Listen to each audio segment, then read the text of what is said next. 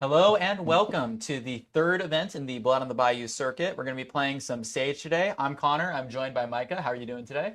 Doing good. How about yourself? I'm doing great. I'm ready for some great Sage gameplay. This is our third event for the Blood on the Bayou circuit, sponsored by The Adventure Begins. Our players today are going to be playing for the prize pot of $1,000 and points towards our circuit prize pot of $2,000. Looking pretty exciting. It looks extremely exciting. I'm super happy to see what these players have brought for this Sage event. And honestly, to see where the circuit points break down after the third event, we're about our halfway point. So, players are starting to push towards the top, building a gap between the other players, really fighting for this nice prize point breakdown. As we can see here on the screen, we've got our circuit event prizing. So this event itself, first place gets $250, second place gets $180, third and fourth get $125, and fifth through eighth all end up with $80 just for showing up and playing in a little Sage skirmish. On top of that, there's also the skirmish prizing, and And for the skirmish prizing, we have a beautiful Marvel Young Bolton to give away today, along with some warrior goodies for Hala and potentially some other warriors throughout the fold. Uh, Looking very exciting for a lot of our Bolton maniacs. I'm so happy. I'm a little sad I'm casting because I can't fight for the Bolton Marble, but I Plenty of can't time. imagine anybody else wants it. And plenty of time in the upcoming weeks to win some of those. What kind of deck are you planning on bringing to the skirmish? Um, if I was playing in this skirmish, I'd probably be on Oldhim. I'm Mm. a little bit of a known block slot player. I really like four blocks. The bane of four blocks being Kodachi's is a little scary in the meta. I've had opponents present, Kodachi for one, Kodachi for two, and I'm looking at four block clash cards in my hand, and I get a little sad. But I think generally speaking, Oldhim was in a good spot. I'm hoping we get to see an Oldhim on stream at some point. How about you? What would you be playing if we were? I am a known Dromai enthusiast. I love summoning those dragons, playing them out. And look, you can see on screen here we have the prizing for the skirmish. It looks like top two is going to be getting a Swordmaster's Shine, and top four is going to be getting a Cut and Carve. Very powerful Dominate card for Hala, and potentially usable in the Bolton. That is the prizing for this. Very much so. And on Mm, top of that, we also have a little bit of some spot prizes. One of them being the Swordmaster Shine playmat, which honestly looks gorgeous. beautiful. A second Bolton Marvel to be thrown out to a random participant, one of the players that has shown up. And then the winner gets to walk away, obviously, with a cold foil Bolton and a Flurry playmat, which is one of the coolest playmats I've seen in a while. Very impressive pricing. And in addition to that, just for showing up and pre-registering, you'll also be walking away with a Quicken token, courtesy of Opus Arts. Very beautiful art depicting Teklabossin, definitely modeled after some of their new things. Yes, Opus Art has made beautiful tokens for multiple of our events, and they will continue to make tokens for us. They do wonderful work. It is a beautiful token that's just a nice little addition to the prizing that's already being provided by our circuit series and by LSS for the skirmish. Yes, it's wonderful to be a part of. Glad to be able to be here, contributing, and get to watch all of these wonderful games being played. It is super exciting to be here. I cannot wait for us to start watching some Sage gameplay. Hmm. I'm interested in what the first round will be. I'm excited for the breakdown as well, trying to see where players are thinking the meta's at, what we're looking at right now. I know Ira seems to float around the top. People are still always scared of KO. I don't know if people are still showing up on KO, if people are just going to pivot to Ira, Kano, stuff like that. I'm really excited to see the breakdown. Yeah, one thing to note, this is going to be one of our first events that is happening after Pro Tour Yokohama. And in Pro Tour Yokohama, we saw a bit of a meta shift, obviously, after the ban list. We saw a presumed KO dominance after all of the rest of the top decks had been hit. However, if you look at the breakdown for Pro Tour Yokohama, 131 people brought Ira to the field. That's almost 30% of the competition, double the next, which was 66 people on KO. Very impressive showing from Ira. And then afterwards, we have a 12% representation from Oldhim, an 11% from Valda, 7% from Kano, and then it falls down from there. Looking like these aggressive, low to the ground decks that can really play at any hand size and be able to be flexible and adapt to their opponents are really the ones pushing through and forward into this meta. Yeah, and I'm wondering if that'll keep true here. I know a lot of our players here locally really like Briar. Briar Mm-hmm. is a common pick. But I don't know how she's going to show right now. I know a lot of people have been bringing her to big events. I know Yuki got second place at the Pro Tour Yokohama with Briar as her Sage deck. And Chris Ayali won a calling recently with it as well in Sage. So Briar's still very much a big portion of the meta, despite how much people downplay her deck. So I'm wondering if the Briar love will still shine through here, or if we're shifting closer to what Pro Tour Yokohama looked like. Yeah, and one other thing to note is that Pro Tour Yokohama had a couple breakthrough decks. One of the ones that I'm really interested in seeing, because I've seen some people locally playing it, is the Icelander deck that seemed to come through. It seemed to have a very heavy emphasis on physical damage, and not actually that much on the disruptive frostbites, just enough to be able to disrupt some of the heavier redline decks like the Briars that are in the meta. Yes. Looking forward to seeing if that materializes. We also obviously have seen a little bit of dash throughout the tournament circuit so far, showing up as kind of the Predator to KO, some of the stack Florians trying to prey on the old hymns, some of the slower decks, and even some Vinsets that have been performing pretty well. I think a lot of interesting things. Very curious to see how the meta develops now that we have a new top dog to try and take down. Yes, it is an exciting prospect. I really do hope that we get to see some of our more character specialist players show up on the characters that they love. I'm really hoping for the unique bracket that Sage offers. The format does feel pretty open, all things considered. Feels a lot more open than I think it did at first, and I'm glad with the improvements that they've made. And I'm hoping that we get to show that off. We get to show that off here. Yep, it looks like the pairings have been made. We're going to be working on pulling in our first game for the stream match real quick. If you'll give us a second to put together the stream pairing, we'll be right back.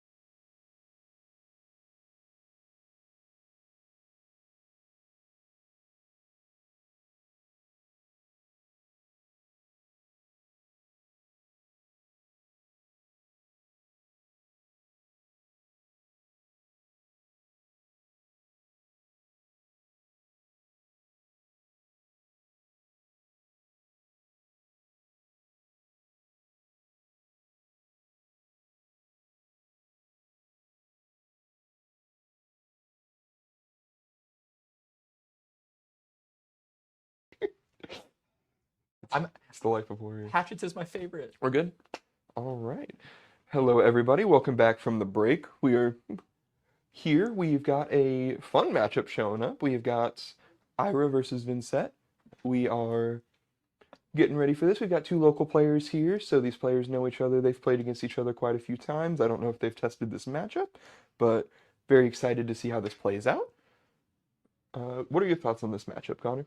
Yeah, so I'm not too experienced from the Vincent side, but if I guess, the Ira is probably trying to play a little bit more defensive, soften a lot of those big, small hands that Vincent can prevent with the Rune Chance and the Rune Gate attacks, and send back little bits of damage in order to prevent the Vincent from fully being able to send those big go again wide turns by pressuring their life total. For sure. That sounds like a really solid plan. Do you think that they're going to just draw the game out? Do you think the Irish trying to take it really long, or do you think they're trying to play like a more tempered game where they try and beat them in the middle of the game, but they stall them out long enough to get there?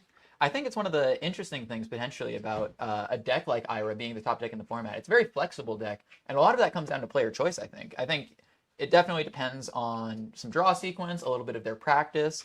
I think there's definitely a possibility to try and drag the game out to maybe even a fatigue angle. Ira notably plays a lot of 3 blocks, a lot of blues. Definitely has that potential. Also has the potential to just kill the Vincent, you know? So definitely a lot of possibilities there. I will say that Vincent definitely trying to kill the Ira. Yes. I'm excited to see how Vincent goes for it. I mean, in Sage, it seems like Vincent's missing a couple of the key tools that she uses in CC to really push her damage through. I'm excited to see how we generate the extra action points. I really like Vincent in CC because, you know, you have the Spellbound Creepers to kind of cheat in an extra action point here and there, and I'm excited to see how we kind of bridge that gap with the quote-unquote weaker cards in the deck, you know, the rares, commons, the cards that she's not typically running in CC anymore. Yep. So I'm very excited to see how that plays out. Well, and one really interesting thing is that Sage as a format has often been said to be kind of more of a game of numbers than CC. There's a lot less meaningful disruption and on-hit effects. Snatch obviously being one of the premier cards of the format for being that 4 power with a very strong on-hit. But Vincent is able to present a lot of these Rune Gate attacks that are able to do things when damage is dealt. Ooh, and I'm loving the equipment suite from the Vincent side. The Nebula Blade, Runehold Release. The Unflinching Foothold is an interesting one. I wonder if they don't have a better option for the feat. I don't think Ira tends to play with much Dominate, so it might just be a block 1 boots, which seems fine, but wondering if maybe Blade Beckoneers would be better in the slot. Maybe we just didn't have the deck room for it, and that's perfectly okay. Yeah. Going off here, we did not banish a Rune Gate attack. Noticing we still have a Deep Recesses in our hand, but we chose to banish an Envelop. So just make a Rune Chant pass, not take Blood Debt. Ooh, the punish for the setup turn. Up 6 and run, never what you want to see after you take a setup turn. That +4 card, very strong in this Ira deck. It's very good. A +4 buff is amazing in this format. We're sending 5 go again into maybe a 2 for 7, maybe a Kadachi swing 1 for 5. I'm interested to see how this turn plays out. Looks like we're blocking with the Deathly Delight here, potentially taking 2 here. One interesting thing, though, while they're considering on these blocks about that Nebula Blade, I was playing with Darius on Wednesday in the Sage format, and he was presenting Flail, against me at least. So I wonder if potentially the Nebula Blade is a sideboard option or potentially a new innovation that's that he's trying for some of these harder matchups. I saw that Jacob Clements brought it out in the calling that they top 8'd with the deck, so maybe it's more of a trying to see what the idea behind Nebula Blade is. I do like the card. The card is very good. This deck plays a lot of non-attacks. So I'm interested to see what they do. But a lot of their non-attacks seem to buff Rune Gate cards. So is it a situation where we play a Go Again card, play a Rune Gate card, and then swing Nebula Blade 4 to finish it? Well, and it seems like a... And interestingly, a lot of the strength of Flail, both of these weapons say on hit make a Rune Chant. The strength of Flail, of course, is that it provides you with the life loss to trigger a lot of your symmetrical Rune Gate effects. For example, that Deathly Delight that we just saw, that requires you to lose life in order to gain back more life, and other such effects like Deep Recesses. Those would be able to be enabled by the Flail, whereas the Nebula Blade is able to present a bit more damage. So maybe it's a bit more of an aggressive build, trying to take some of these setup turns while also being able to swing out with the weapon. Maybe as even like a solution into fatigue to just have a stronger weapon. For sure. And I mean, I'm really liking how it looks here. We played an Envelop in Darkness yellow to buff this Deathly Whale. Deathly Whale being a very key piece of the CC deck. Glad to see that we still get 6 copies in Sage. It is a wonderful card in this deck. Very helpful for building up an advantage, building up long turn or go wide turns. And it looks like we took the 1 damage here to activate the Vincent ability to have the unpreventable ping. Yes. And then it looks like the rest of the rune chants were taken here. No AB on that. And we're presenting the armor here to try and prevent the physical damage. Which I think makes sense. This deck likes to keep its blues to send, you know, Kadachi, something else. Yeah. Well, So, notably in this format, we are lacking in a lot of the punishments for letting the rune chants hit, such as Succumb to Temptation or Spellbound Creepers. So letting those rune chants hit is definitely a little bit less threatening than you would expect from the CC deck. for sure. And it looks like Darius skipped Arsenal, choosing to keep a Bantam Wraith or Bantam Banshee in the hand. Looks like. Potentially doesn't want that to get stuck in the arsenal. Once those rune gate attacks get stuck in the arsenal, it's a little bit hard to get them out unless your opponent gives you a little bit of help with some disruption. Of course. And especially if it is the Bantam Banshee, the one that costs 3. A 3 for 7 is very hard to get out when you're banishing a card from your hand every turn. Especially with Ira sending as much damage as Ira tends to do. Because this is effectively a 1-card 3 right here. Same as the normal rate across 2 breakpoints or 2 weapon swings. And then leaving it open for another attack to follow it up. He could be breaking his armor here. He did block with 2 of them, didn't block with the boot, so it's pretty unlikely we're seeing the Crouching Tiger play here.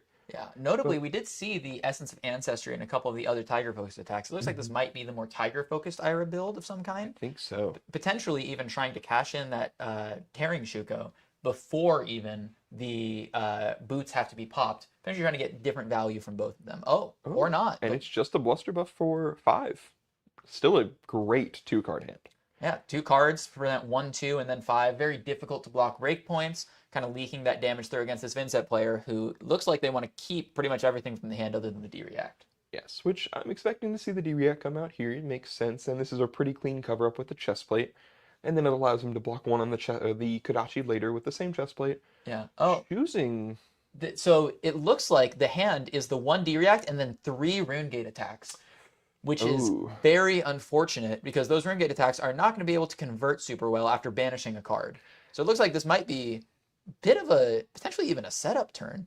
Or just sending the 3 Rune Gates, or the Rune Gate with the 3 Rune Chants here, looking to Arsenal the Reduce, and IP another card, potentially trying to get that into the banish zone for next turn.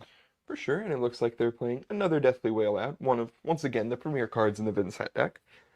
Playing it out, I guess holding the D-React for the next turn, didn't feel the need for it at this moment, which I think makes a lot of sense. So some pretty tempered gameplay, some gameplay where they want to preserve life, and the hand didn't convert well enough for us to need to use it yet. Well, and importantly for the Vincent player as well, it generating a rune chant is a lot more than the 1 value that you'd see out of something like Briar, because that rune chant could be the key between being able to send attack or not being able to attack at all in this turn. So being able to preserve it when you already have the attack guaranteed is definitely something very valuable. See, right here we have the 1 rune chant carried over from the Deathly Whale due to the fact that he wasn't able to damage himself.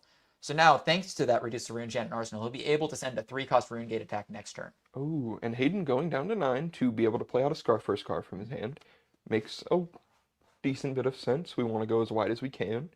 The block that Hayden gave was just the boots, so there is a chance that we're seeing the full package popped here.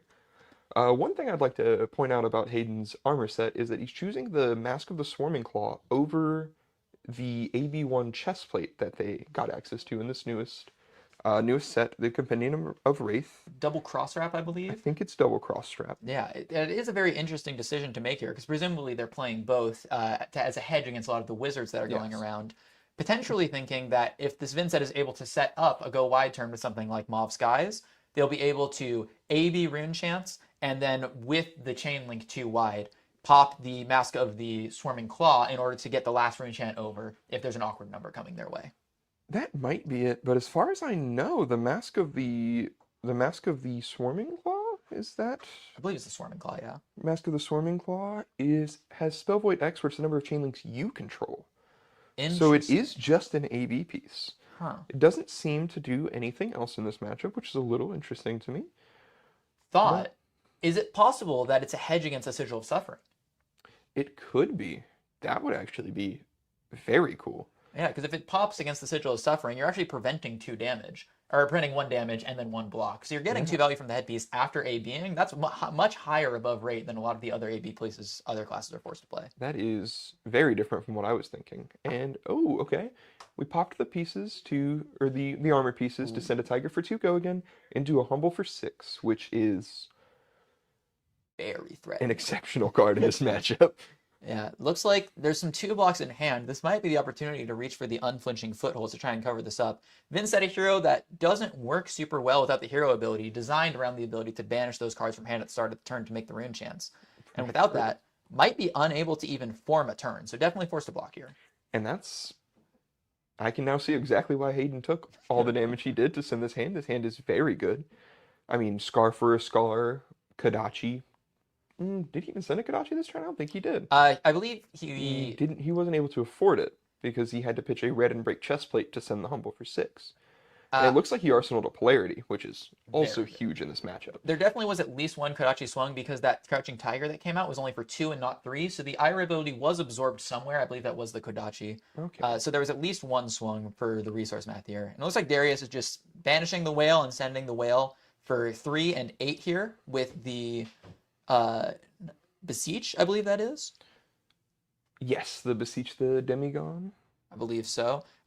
Just a card that buffs one of your target Rune Gate attacks. A very threatening play, being able to play this effectively, this 2 card. We're seeing the reaction to the polarity here. Hands on the head when the Polarity hits. I get it. Yeah, it turns out being able to Sigil of Suffering is a banned card. Arcane Polarity, sometimes an even better card than that in these arcane matchups. Oh, and the 4 block on the block card with the On the Horizon. Just huge defensive value from Hayden here. Sending an 11 damage turn and only getting effectively He gained a life on this 3-2. turn. Yeah, it looks like he gained a life. Yeah. Very That's, impressive from Hayden's side. And we still get to keep 2 cards and do the thing Ira loves best. Kodachi, something else. Yeah, now Or this could even be Kodachi's second Humble for 7. and now the classic question, is it... All right, so it looks like we are sending the second Kodachi. We're presenting maybe a Bluster buff here, some kind of other 1 cost. Or it could even just be an Arsenal. It could be an Arsenal. Could be baiting him out, trying to see what he does. The hand looks... Is that? I think that's a Mobs guys in there, but unfortunately there's not a second Rune Gate in the Banish right now. No. Darius has been kind of emptying out the Banish Zone every turn. No real way to banish 2 of them. We've got a Mob Skies. It looks like a Beseech the Demigod. Deathly Delight. Sure looks like a Deathly Delight. And a 4th card that I cannot tell. Yeah, it looks like it's covered up slightly. Potentially another Rune Gate attack from the looks of the corners of the art. And At minimum, that means it blocks for 3, which, when you're at 5 life, it's great. And it is another Bluster buff. It is the Bluster buff. This is a really, really solid turn. This is demanding cards. 5 on 4, definitely at least 1 card blocking. Sending the Mob Sky as well. Don't need to go again. Pretty sure Ira will block it out. That hand converted so well. I mean, sending 3 arcane, 8 physical, you gain a life and still send 8 back.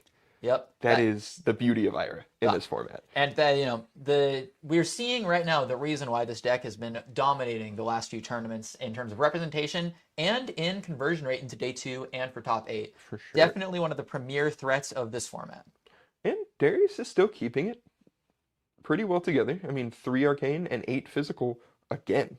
Yeah. This has been basically every turn. It's actually incredibly impressive. It is very cool how he's keeping this together. And notably, took the ping from the Beseech and then dealt the damage to Hayden through the arcane damage, allowing the Deathly Delight to gain him 2, getting him back up to 5 from 4, putting them on an equal life total. But Hayden has 2 cards in hand.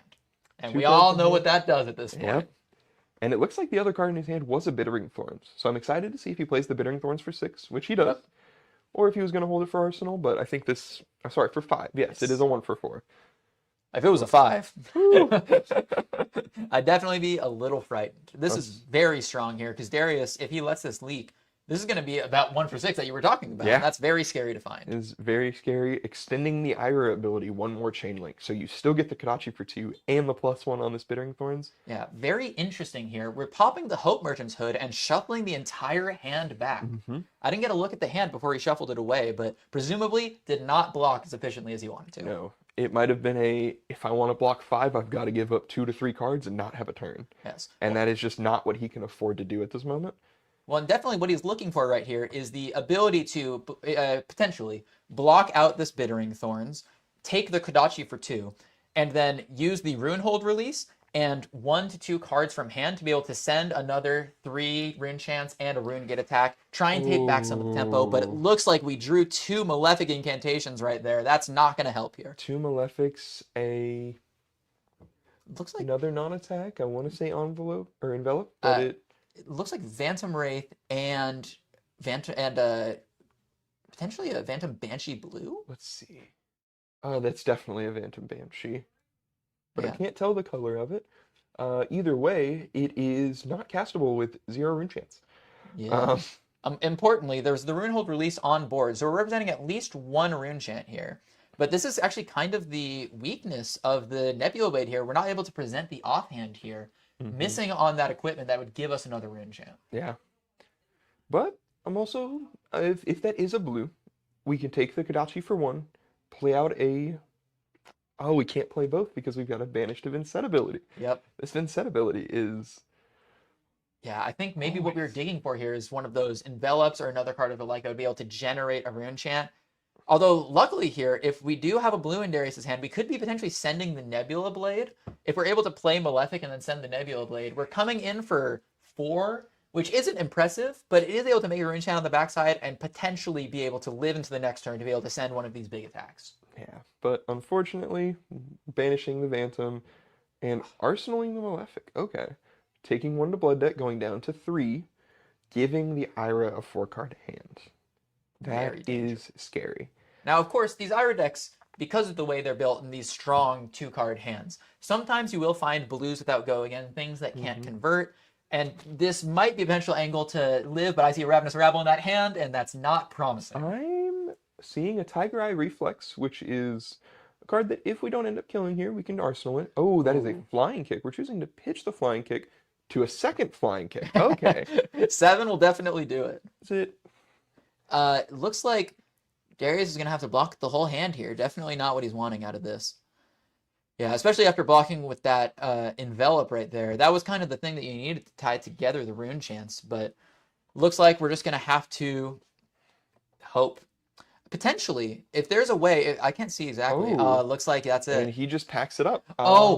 He I- might have taken just enough to die to Blood Debt. It looks like he has some 2 blocks in his hand, and if he, a pummel, and he could potentially cover it up, but then he's going to go to, I believe the life totals are slightly inaccurate here. I believe he's at 2 currently because he was Yes. at 3 from the Blood Debt and then 2 from the 1 Kodachi. Yes. If he covers up the full attack, the Blood Debt reduces him to 1. All Hayden needs to do is present Kodachi, and 1 attack, and Darius will die once again to Blood Debt. Yeah, and us being out of equipment already is just enough to get us there. A little bit unfortunate that the Hope Merchant's Hood broke down the way it did.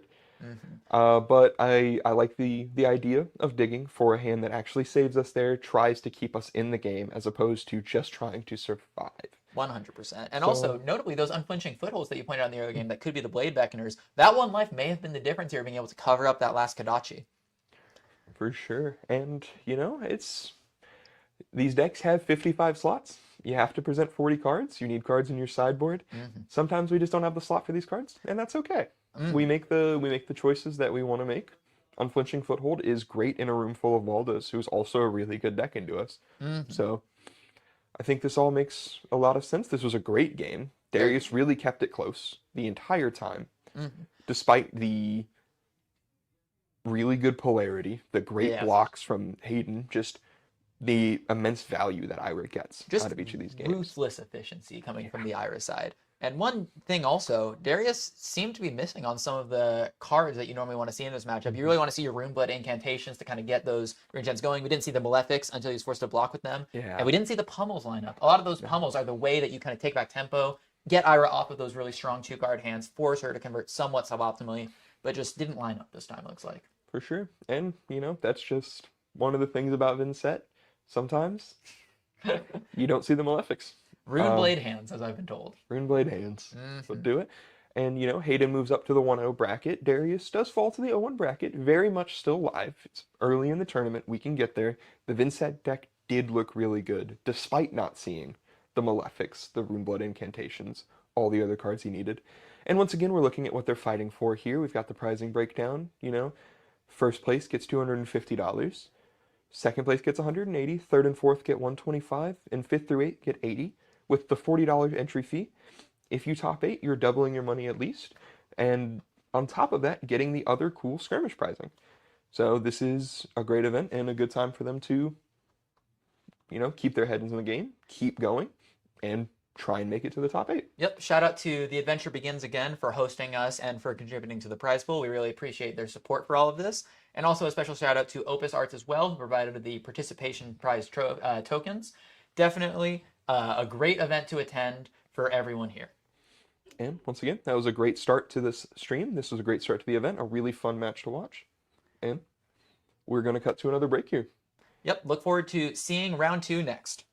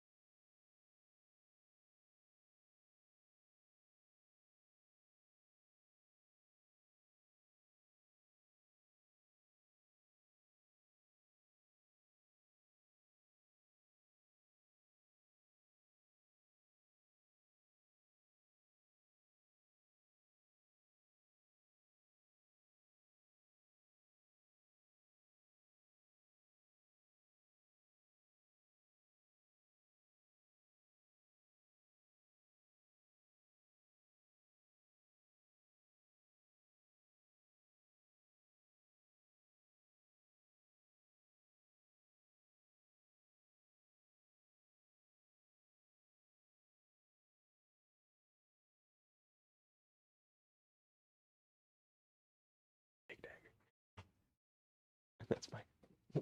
Put them everywhere.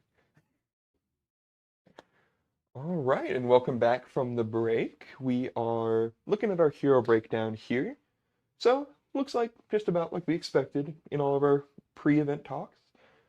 Ira is the most represented tech, although she is tied with Icelander. Very surprising. Potentially an avalanche effect from Icelander performing so well in that breakout performance last weekend. For sure. And I mean, it makes a lot of sense. Like we talked about, we have a couple of Icelander specialists here. We have people that really love that deck. Well, and especially with that physical version, definitely has a lot more tools into these more fatiguey decks that Icelander can often have a problem with, while still being able to present the Frostbite tokens to disrupt those more aggressive decks. For sure. And then carrying on, we have a couple of Draconic heroes. We have Dromai and Phi, the same representation. Two of each. I think it makes sense. Once again, we have a couple of real big Dromai fans. And, Phi seemed like a good deck from the jump. I'm excited to see what Phi players are doing in this format. Although they haven't been doing that great in the big tournaments. Yeah, definitely a little bit of a middle of the pack deck currently. Definitely able to take those go wide turns, really abuse those new cards from Pen that are very strong.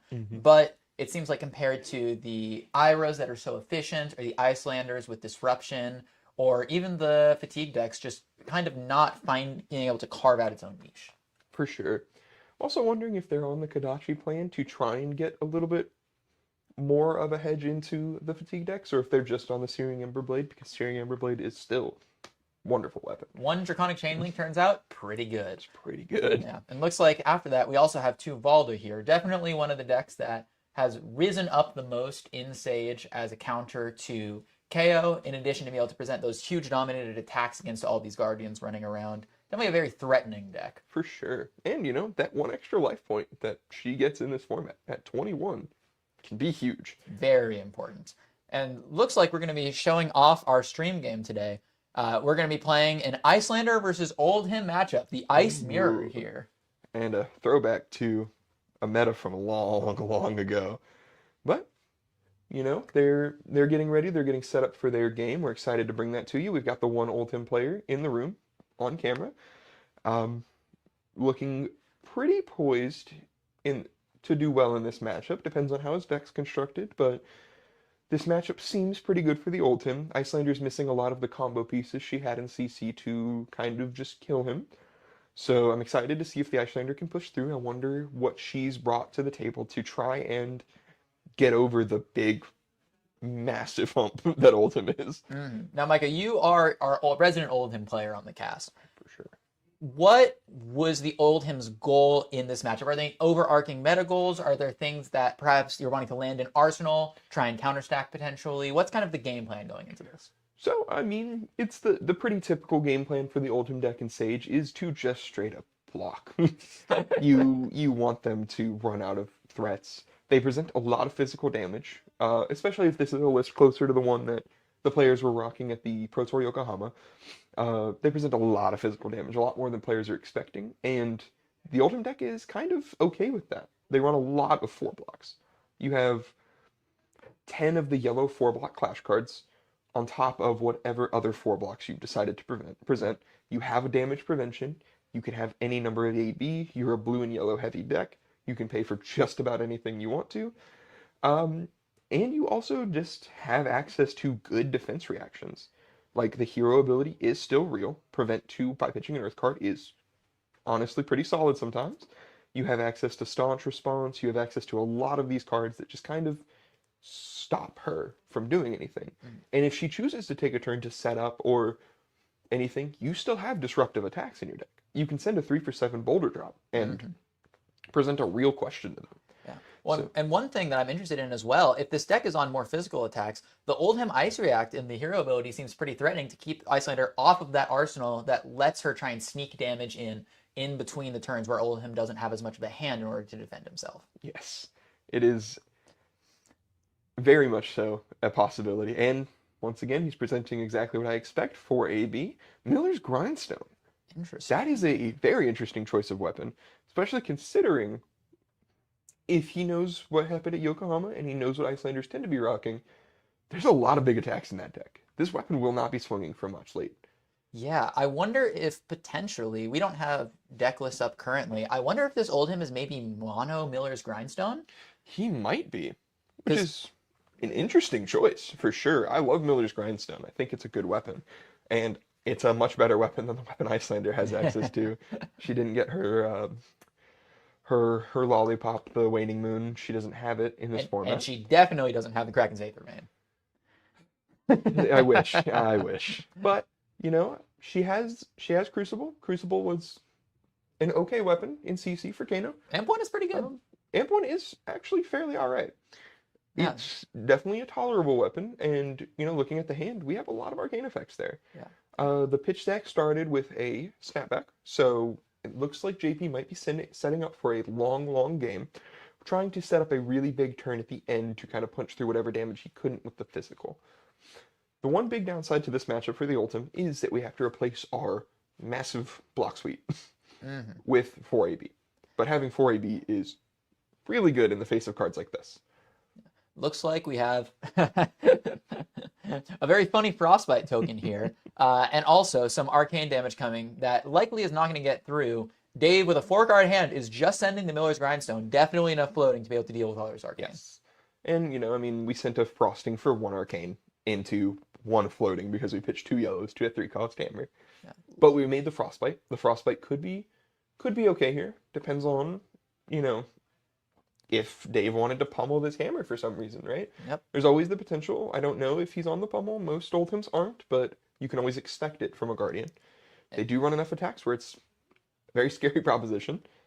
Once again, hammer for 4 is real, and honestly, if JP loses the clash, we've just gone down a deck life against a deck trying to fatigue us. Yeah, it looks like we're giving the card and we're giving the clash, which is potentially very scary here. Notably, there is the Ice Eternal in hand.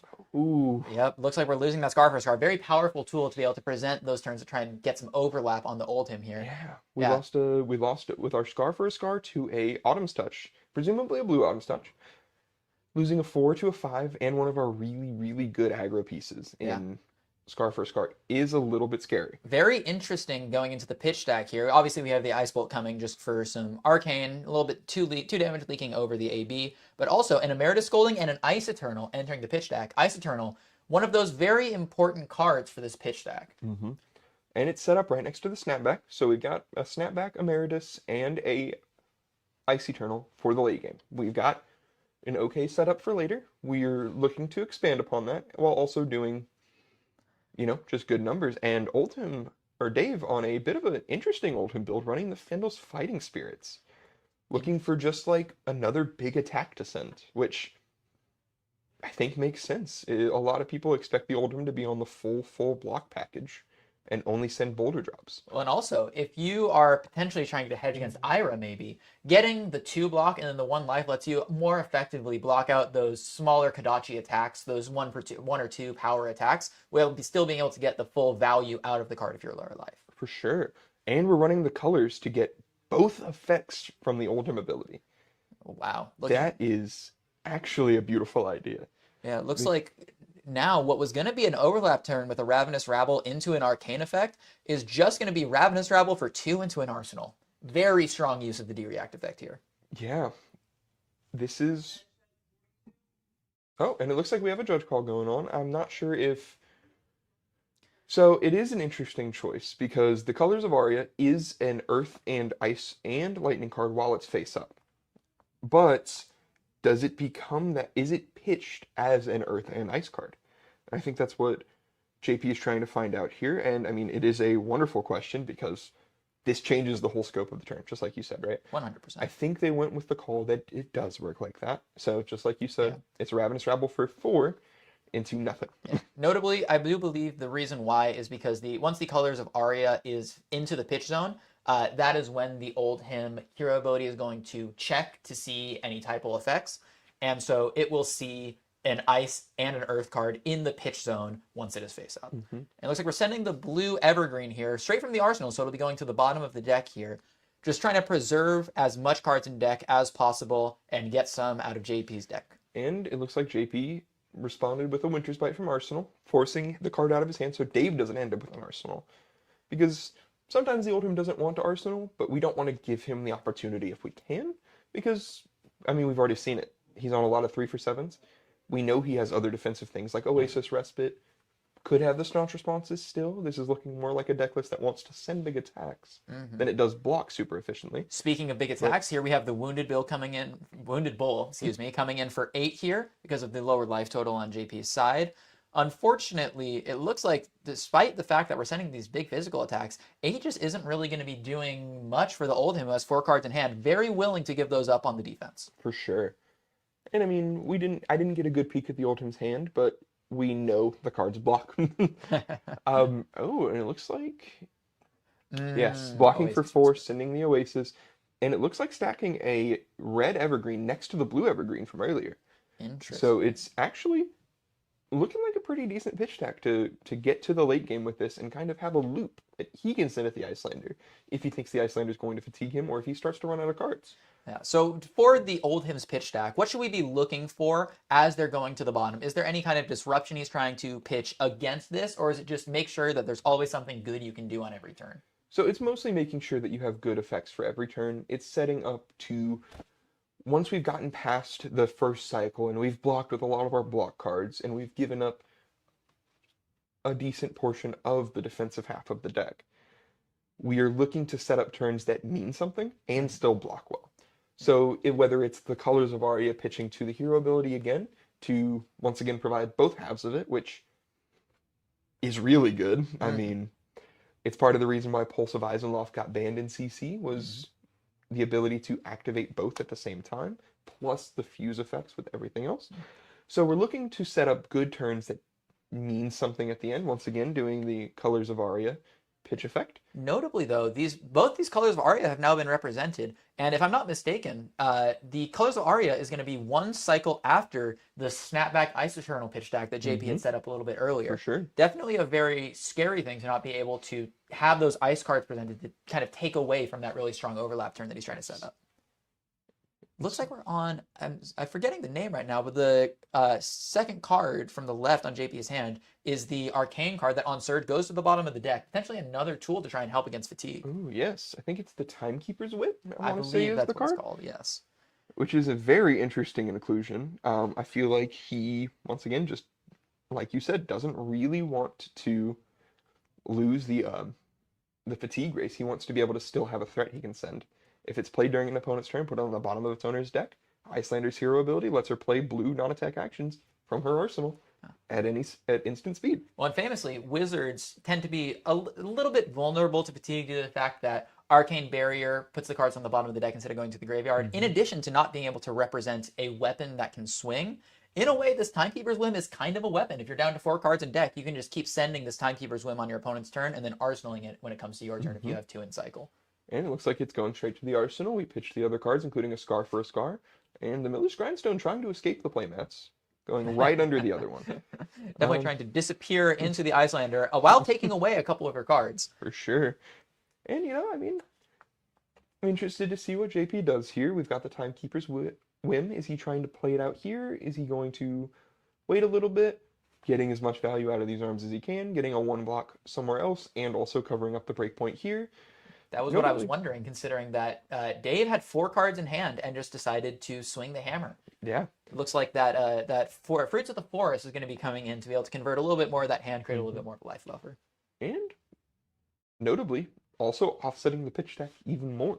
So those Colors of Aria aren't going to show up anywhere near the pitch stack that JP has set up. Notably, on the previous turn, there was an Ice Eternal pitch stack alongside a blue ice card. So there is a second Ice Eternal looking to come in the pitch stack after that first one, and the Colors of Aria should be in his hand for that point. So, and then we also have the Arcane Polarity being pitched away here. Looks like we're going to have a hard to deal with first Ice Eternal snapback turn, and then afterwards it looks like we'll have the resources to be able to kind of keep them off of the massive overlap that they're trying to create in the late game. For sure. And it looks like Dave's discarding another Fruits of the Forest, keeping that life total as high as he can.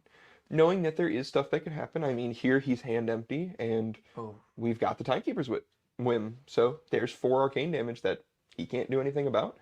Goes to the bottom, so it's lining up pretty well with him. But everything so far is kind of presenting like JP wants to go for a 3rd cycle. Yeah. More than a 2nd. Well, and very interesting here is that getting rid of the Hand of Dave seems to be the plan for JP here. Sneaking in these really quick, small arcane effects, chipping them away when he gets a little bit too greedy with something like a 6-cost attack right now, another empty hand. Of course, there's no arsenal for JP, so there's not any arcane being threatened here, but looking to take advantage of any lack of resources in the hand of Dave in order to try and sneak through enough effects to get through there in the end game. Yeah, and I mean, like you said, a 6-cost 8 is really good at dealing with 14 life. These cards are massive. This is almost half of her life total. She starts at 19, and so she's just, I mean, these attacks are just huge. It's a lot for her to deal with. We're blocking with our equipment, so we've got some setup for covering the breakpoints on the millers. Try and use the equipment to substitute the place of the card that you'd be losing from deck in these situations. Yeah. Also, notably, we've resolved 2 Fyendal's Fighting Spirits for their life gain effect, which is definitely going to be very relevant here. That life total, kind of the buffer that Iyslander needs in order to survive the Oldhim onslaught, in order to reach that pitch deck to try and get through in the end. Yeah. And we've just lost the only blocking piece of equipment we have on the Oldhim side. Which is very interesting because we know that we're trying to play towards an Ice Eternal endgame. There is a new card that Iyslander got with Pen called Frostspike that puts a Frostbite in the opponent's empty equipment slot. Yes. Without the shield there, that's potentially an extra arcane damage from all these Ice Eternals. Definitely something interesting to consider. It is, and I'm wondering if JP's on the Frostspike or if the Frostspikes come out recently for the Timekeeper's whim. That's true. I have seen in a lot of the topping lists, a lot of them are down to 1 or 0 because it can be kind of a clunky card, especially if your opponent just presents a lot of AB equipment. Those don't get destroyed. So in your tougher matchups, they're definitely a harder card to deal with. Yes. And looks like we're sending a Chest Puff for 7, pitching another Emeritus. So we're setting up these really, really large arcane spells. Now, unfortunately, Blue Emeritus is only 4 on the opponent's turn, and notably we have AB4. But also, Dave has been going down to 1 card in hand many times with no floating. He just resolved a Rootbound Carapace and Decomposed. Interesting. I wonder if this is new tech given the rise up of these new, more physical, heavy Iyslander builds, potentially trying to blunt some of that and prevent his life total from getting dropped too low with some of these B-reacts. Yeah, he looks like he's very earth heavy, which is an interesting take for sure. I mean, we've seen him discard multiple Fruits of the Forest. This is the 3rd Evergreen we've seen. Well, and notably, if he's trying to prepare for a wider field, Ira, obviously, the other most represented deck in this room, and that Earth React, very helpful for covering up those Kodachis. For sure. And this Evergreen is also really good into Ira. Just, you start needing to block with cards at the end, and you need a threat that stays there. You're going to run out of cards eventually if the Evergreen can keep looping.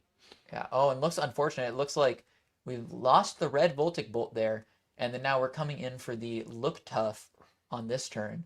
Just pitching away a couple cards and arsenaling, hopefully trying to sneak in some of that arcane if Dave empties his hand here to swing out. For sure. And Dave having the 2 4-block cards to cover up the 8s is a little unfortunate for JP, but, we expect it. And once again, a really good hand of block card Fruits of the Forest Blue into Disable for 7. On Crush, sink that Arsenal. Importantly, it looks like JP is not reaching for the Arsenal currently. Iyslander, in a lot of these builds, tries to bluff the Arsenal card. That looks like it's red disable. That is a red disable. Very interesting. Sending a lot of damage here, but also... Sending his life total. Sending his life total. And also, in this matchup, Iyslander sometimes will Arsenal her physical to threaten the Arcane. Dave is currently tapped out of resources. Hand is empty. There's no floating resources. But without reaching for that Arsenal that might get sunk, you might lose the Arsenal and the opportunity to deal some arcane damage here. Very good read from Dave to go for this play. And JP not looking too pleased with this. I mean, red disable is not a card we expect when we're sitting across from an Oldhim. And that might be Dave's plan with this Oldhim build, is to kind of surprise people with the, hey, I'm not on the full block slot. I have a lot of big attacks you need to deal with. Well, importantly, we gave up the initial block from the Blade Beckoner that would potentially help cover this up. And it looks like, if I'm looking at the hand right, there's some of those ice cards, which tend to be a little bit more limited in this build. So you definitely need them. Oh, is that another Ice Eternal? I think it is. Oh, you really don't want to give that up here. That's a very dangerous thing that we're playing with right now. Makes me wonder if we've hit pitch deck here. It looks like it. And, ooh, we're playing the Ooh. So hand empty Emeritus for 6 off of the 8. For 8. That's a 8 very off of threat. the Stir the Aether Winds. And we still Blocking block 3, 3. we're taking 6. Going down to 3 is a little scary. Importantly, though, it looks like we're roughly at pitch stack right now. Yes, there's the colors of Arya we talked about earlier. It looks like that means there's no pummel in this Oldhim build. So everything is going to be face up at this point. JP knows exactly how much damage is going to be coming at him from this point forward. Something that doesn't need to be scared about, but it does look like he's playing towards that third cycle that you were talking about. Okay, and in this cycle, we're just playing the colors of Arya. I think that makes sense. It's still a 7 attack. That makes sense. There's no, if I remember correctly, there's no go again attack in this hand. Oh, and that's a scar for a That scar. is the scar for a scar. Interesting. We know the scar for a scar is there. Potentially, just the 7 is the best thing that he can give, and looks like JP is giving up that scar for a scar, knowing that he has to cut his losses here in order to reach that third cycle. And notably taking 2 down to, I think, 1. I think he's supposed to be at 1. He was on 3 this previous turn cycle. Doing it to play a... Is that a Save the Thought? I have never seen that card before. It looks like... Yeah, it's the Wizard Remembrance. Shuffle up to 3 non-attack actions from your graveyard into a deck and create a Ponder token. That's such an interesting tech card in this kind of matchup, where something like Stir the Aether Winds into Red Emeritus Scolding will deal 8 arcane damage, which is 4 leaking over that he can't deal with. And that's exactly what we're grabbing back. A Stir, a Red Emeritus, and what looked like a Red Ice Bolt to also just have another 5-power arcane spell. And notably, the Ice Eternal is currently in the pitch zone, so we are able to restart setting up this pitch stack without, even though we have to shuffle. Very interesting play from JP here. And, it kind of shows exactly why he took as much damage as he did. That card is an instant. It does not block. It is not a Guardian instant, so it does not block 3, does not block 2. Yeah, thankfully it creates the Ponder, so able to get an Arsenal here. Didn't get quite a good look at it, but also we're running quite low on block here. There's only 2 more Miller's Grindstones that can come in before we have to start giving it 2 cards. And that hand is poised to send a Macho Grande. If those 3 cards hit the pitch deck and we see a Macho, JP has to kill here. If that's a Macho Grande, that might be game over. Okay, it's a disable. It's just a disable. So it looks like 2 reds and a blue Evergreen, and it's sending a blue disable. Potentially a blue. 2 blues. Yes. 2 blues and a red. Okay. Yes. So we have the 2 floating to prevent any of these instant speed arcane effects. If that is a Stir the Aether Winds, these Emerituses might help, but nope, they're having these Emerituses. One of the big sources of arcane in this deck having to get committed to the blocking. I wonder if he's on 2 of the I'm forgetting the name again, sorry, but the Wizard Remembrance card. I wonder if he's on 2 of those. The Save the Thought? Save the Thought. Really doubt it, but I mean, losing your Emeritus there is really bad for this kind of position, though. And just pitching the Wounded Bull away to the Crucible of Aetherweave. His pitch deck's now Ice Eternal Wounded Bull. And it looks like we have a Stir the Aether Winds Snapback, I believe that's another Wounded Bull, and an Emeritus Scolding. You don't want to see the Stir the Aether Winds and the Emeritus Scolding there. Yep. If he wants to block that out, he's going to have to give up the last piece of arcane that he has there that would be able to get over the barrier. It did look like the Arsenal ended up being the Timekeeper's whim, so it did turn out to be a little interesting, but just the offensive pressure from the Dave's Oldhim deck was just a little too much, and JP's draw order after the shuffle kind of gave up all his power. Yep, not having to block with your Emerituses and then having to be put in a position where you have to block with your Stir the Aether Winds and your last big arcane source in deck, definitely not where you want to be. For sure. And once again, a little unfortunate, but he's still very well positioned. Dave enters into the 2-0 bracket. JP is now 1-1. Still very live for top 8. Still can play it out. The deck looks good. This is just a matchup you're not wanting to face as the Icelander. Yep, we saw right there why it's very difficult for Icelander to overcome it. Even with all these tricky things, the AB4 just very difficult for these small arcane effects to overcome. But these players finished their game, had a really good game, all things considered. I mean, Dave gained 8 life in that game. Yeah. And ended at 11. So it was still pretty close. Just the offensive pressure plus life gain was too much. We saw some very interesting tech there. Obviously, we saw the Stir the Aether Winds that have been popping up.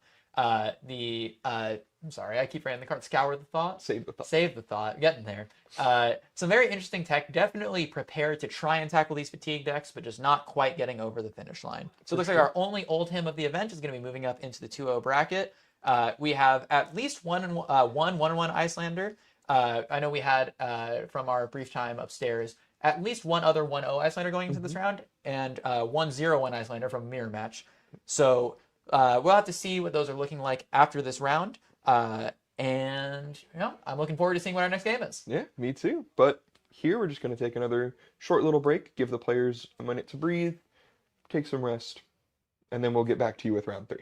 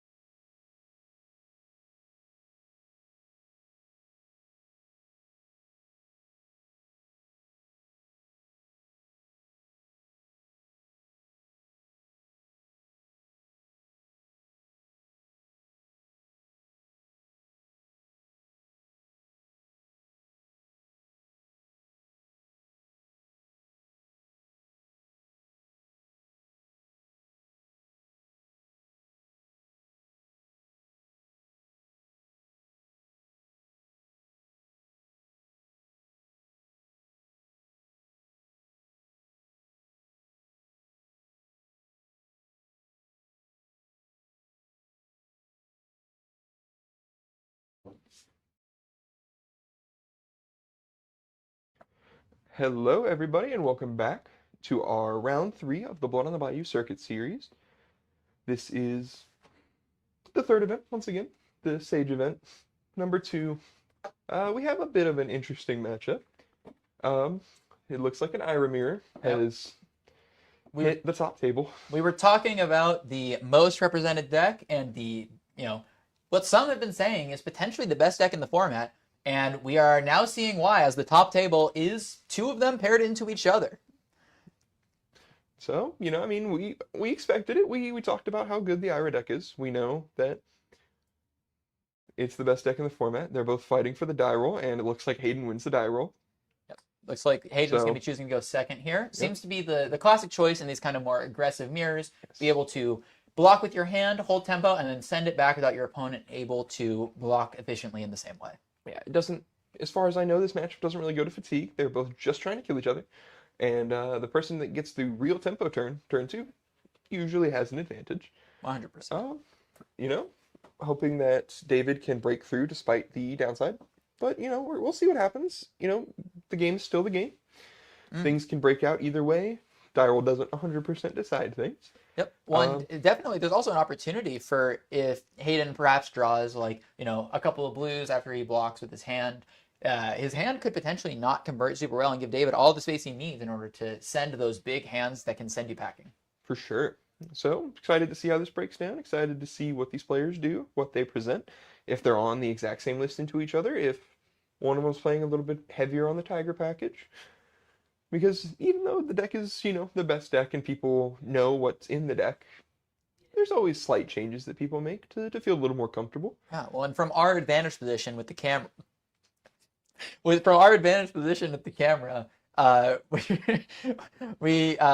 we saw a little bit into David's sideboard there, and we saw a Razor Reflex being considered to be brought in or not, and that's definitely something that could really pivot the matchup. Yeah, no, the Razor Reflex will really, really change the tempo of the game if it comes out at the right turn. Because a lot of the blue 0-for-1s that Ira runs don't have go again at any point.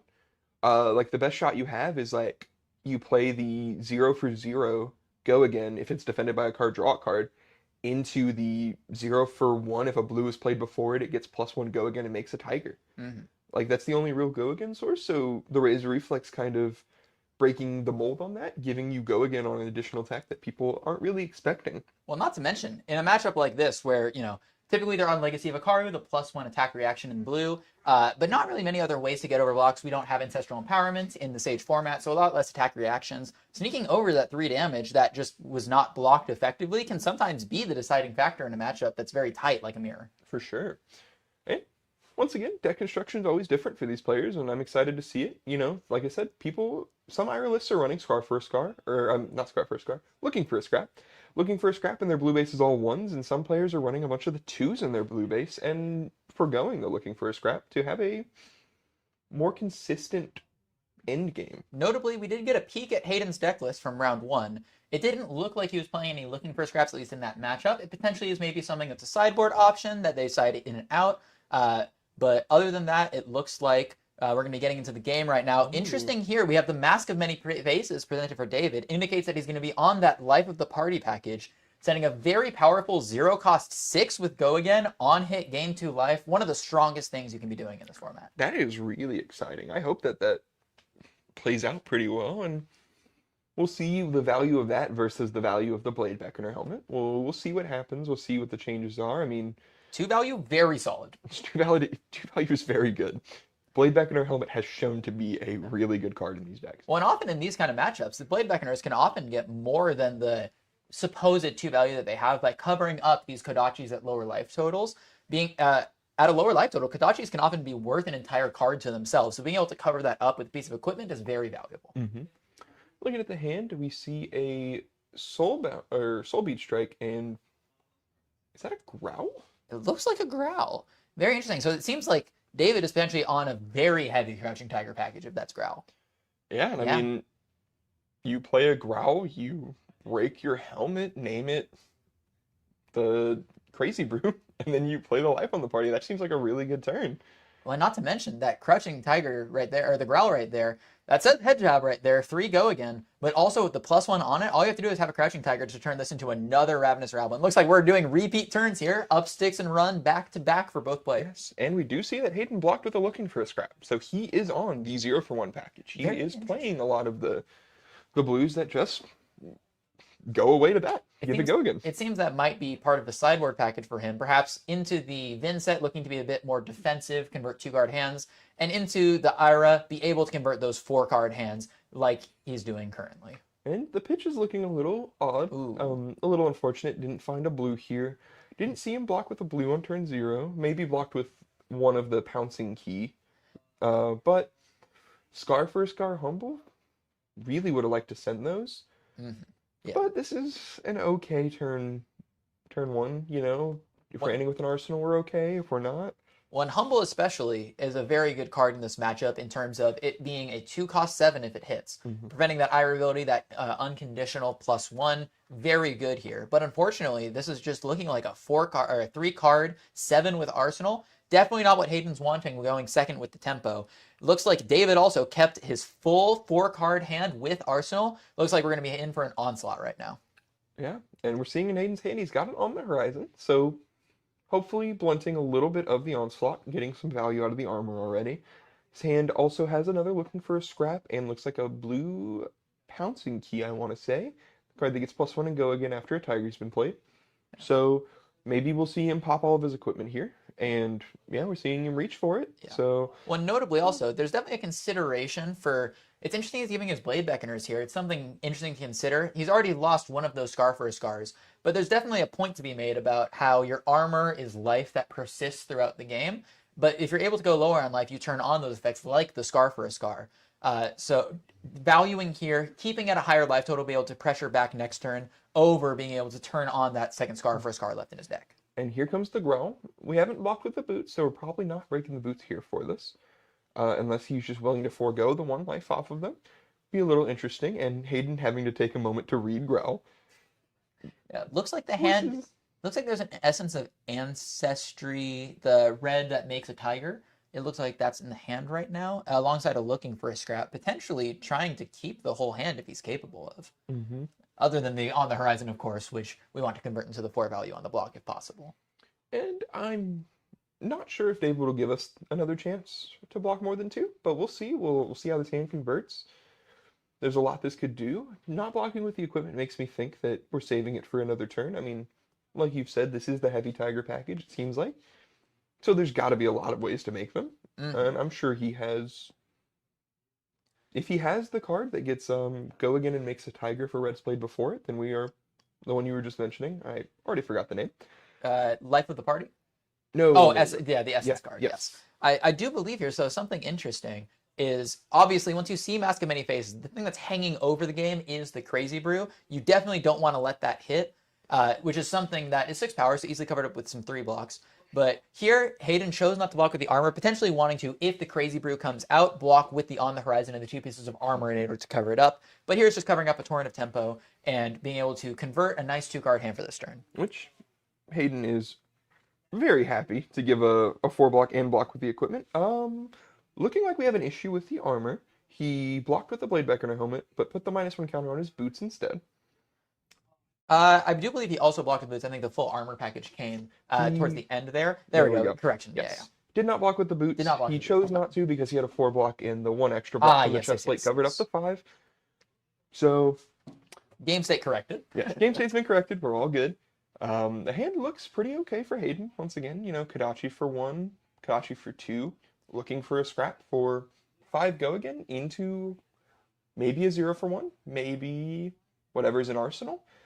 Yeah, a snatch here would be devastating. The whole armor block, whole armor suite's been sent here. Yes. If that's a snatch in Arsenal, I don't exactly recall what it was last turn. I don't know if we got a good look at it. But we're sending the Crouching Tiger for 2 here, and something like a snatch would be absolutely devastating here. And you know, Hayden's doing exactly what we said. He lost the 1 life on the boots, not getting a real opportunity to block with them besides the growl. Wanting to hold it to cover up the 6 made a lot of sense, but it's just a loss of value here, unfortunately. But the hand is still converting really, really well. still has 2 cards to go, and he sent 1, 2, so 3, 5, 10 already. 2 cards left in hand. His opponent's at 12. Very strong. Definitely one of the strongest parts of IRA is being able to take your armor, get the 1 block value out of those, and then convert it into 2 block offensively. Definitely one of the strongest things you can be doing with your armor suite in this game. And there goes the chest plate to send a Torrent tempo for 5 on hit go again. Also very interesting here. I believe that's a blue Fluster Fist on defense right here. It is. Very interesting card because normally that doesn't see a lot of play due to it being a 2-power attack and also not having go again, but potentially meant to combo with the Mask of Many Faces. Fluster Fist, of course, gaining +1 power for every attack that's hit on the chain. Ira sending a lot of these small attacks. Potentially, if you can't find the life of the party, you're intended to send a bunch of small attacks, incentivize your opponent to not block, and then come in for a huge amount with that blue Fluster Fist. Very interesting tech decision right here. For sure. And David reading into the Torrent of Tempo as a card that Hayden's not going to have follow-up for. We can take a few points of damage, keep an okay enough hand to send back, and just force him to arsenal a card that may not be that good. Yeah, however, the life deficit here is absolutely brutal. A whole 10 life deficit between the players right now. It looks like there was a bit of a life correction there due to the Kodachi. And we're seeing the cut through here as well, presenting 4. That's a 4th of Hayden's life total in this game. That is. And because we don't block Kodachi for 1, the cut through gets +1 and go again. So it's actually a cut through for 5 here. Very strong. Which is very good. And Hayden's just taking it to the face. Looks like he has something he wants to keep in there. I see a Legacy of Akaru. He's shuffling a little fast for me to see Flying Kick. Flying Kick. That looks like a Smash Up. That looks like Which is an interesting inclusion. I don't believe there's a way to give the Flying Kick or the Smash Up go again here. But definitely a very threatening hand to have because you can either present the Arsenal Disruption or present a very large attack and arsenal the other one to try and carry it over into the next turn. And, I mean, we saw it in the sideboarding. David was looking at that Razor Reflex. He might be thinking Hayden has a Razor Reflex here, too. Use on either one of these. Yeah, a Razor Reflex, of course, can't target the Flying Kick, too expensive. Yeah. But a Razor Reflex on a Smash Up, give it go again, make it 8 with Disruption, very strong. It looks like David is now presenting the Crouching Tiger for 2, very similar to what we saw on Hayden's turn, just being straight taken. Gain 2 resources to Flying Kick for 7. Very strong turn here from David. We have 1, 5, 1, so 7, 9, solid 16 value turn right there. Yeah, and that was after blocking with a couple of cards, and of course his equipment, but 3-card hand right there. That was a 3-card hand. Very strong. This is the power of Ira. This is what makes her good, but also Hayden went from 17 life to 3 off that turn. Very powerful. That's kind of the power of going first or going second in these matchups is like he built a huge life lead. Was able to stay alive through that massive turn. Still blocked the Smash Up. So not playing the full 5-card hand here, but that wasn't going to work on this turn cycle anyway. It would have been destined for the Arsenal. So just getting the life out of it all he can in order to take as many cards from David as possible to null the threat of his turn. Though notably now, Hayden's at 3. That makes Kodachi's a lot more threatening. Kodachi for 1 is a third of your total life at this point, and there's 0 armor block left. Very scary for these players to see. Another Torrent of Tempo. Ooh, so the hand was double Torrent of Tempo at the end there. Interesting. A little unfortunate. Yeah, very scary here, because if David just blocks with 2 cards here, Hayden's going to be forced to IP here after taking all that damage. Definitely very scary to see. And the players, joking and laughing with each other about it. Yeah, looks like David's going to go for it. Yeah, just Arsenal and IP. Yeah. Definitely not where you want to be when you're sitting at 3 life. Not great. Yeah, IP1 Arsenal, a card, and... I believe the Arsenal is the Flying Kick that we saw earlier. Oh, and this is a Bittering Thorns for 4 into presumably Kodachi for 2, maybe 3 if this hits. Not sure why it would hit. And then Kodachi for 1. Yeah, this is... even if the Bittering Thorns is fully blocked out here, which will take 2 cards... David will be threatening Hayden's life total here with Kodachi for 2 into 1. Yeah. So there's going to have to be at least 3 cards committed from Hayden on this turn cycle. With that Flying Kick in the Arsenal, it won't be able to get its full effect this turn. Very scary for Hayden not being able to threaten David's life total effectively on this clapback. Yeah, and Hayden choosing to take 1 on the Bittering Thorns, get a 3 block on the second Kodachi, and then, take 1 from the other Kodachi. Hayden has to turn it around right here with that Flying Kick, or else he's going to be Kodachi locked, and he's going to stay that way for the rest of the game. And that is a very scary place to be in this matchup. I mean, in any matchup, you hate being Kodachi locked no matter what deck you are. Notably, though, it looks like David's hand has a couple of 2 blocks in here. I'm seeing a Growl and an Upsticks in a run. When you're going to have to be playing defensively, that's not what you want to see. Especially since those aren't the blues. You got to keep a blue here if you want to send those Kodachis and actually execute on the Kodachi lock. For sure. So we're looking at Hayden might be able to bring this back. Yeah, it looks like potentially after this, we're going to be pitching the last card in hand to the Flying Kick and Arsenal to come in for 7. If David takes this and goes to 2, he'll have to give 2 cards on the Flying Kick. Yep, looks like that's exactly what we're doing. We're sending in Flying Kick for 7 here. Giving 2 cards would have David fall to 2 and be able to threaten back with potentially Upsticks into Kodachi for 2. Very threatening for Hayden's life total right now. That would demand 3 cards. All he'd be able to do is send 1 card on the clapback, and then David would have full tempo to try and take over this match. Yeah, and it looks like he's poising the Growl to block, which is interesting. I mean, the Growl being a 0 for 3 go again, a head jab. Yeah, unfortunately, it's a 2-block though. It is a 2-block. If he falls to 1 here, even Hayden's 1-card hand could be very threatening because just a blue would take 2 cards out of his hand. Yeah. And yeah, this is a really scary spot to be in. Yeah. Looks like he's laying down 3 cards. It looks like he's prioritizing the Growl to keep, potentially deciding to block to preserve his life total and just send back the 1 card that demands a card in block. But that would give Hayden a 3-card hand to play. That seems very scary. Yeah. I wonder, I missed one of the last cards in hand. I wonder if there's just not enough 3-blocks. It looks like the last card is Untamed. Untamed, yeah. I believe that's another 2-block, if I remember correctly. So I believe it's a 1-cost 4 attack with 2-block.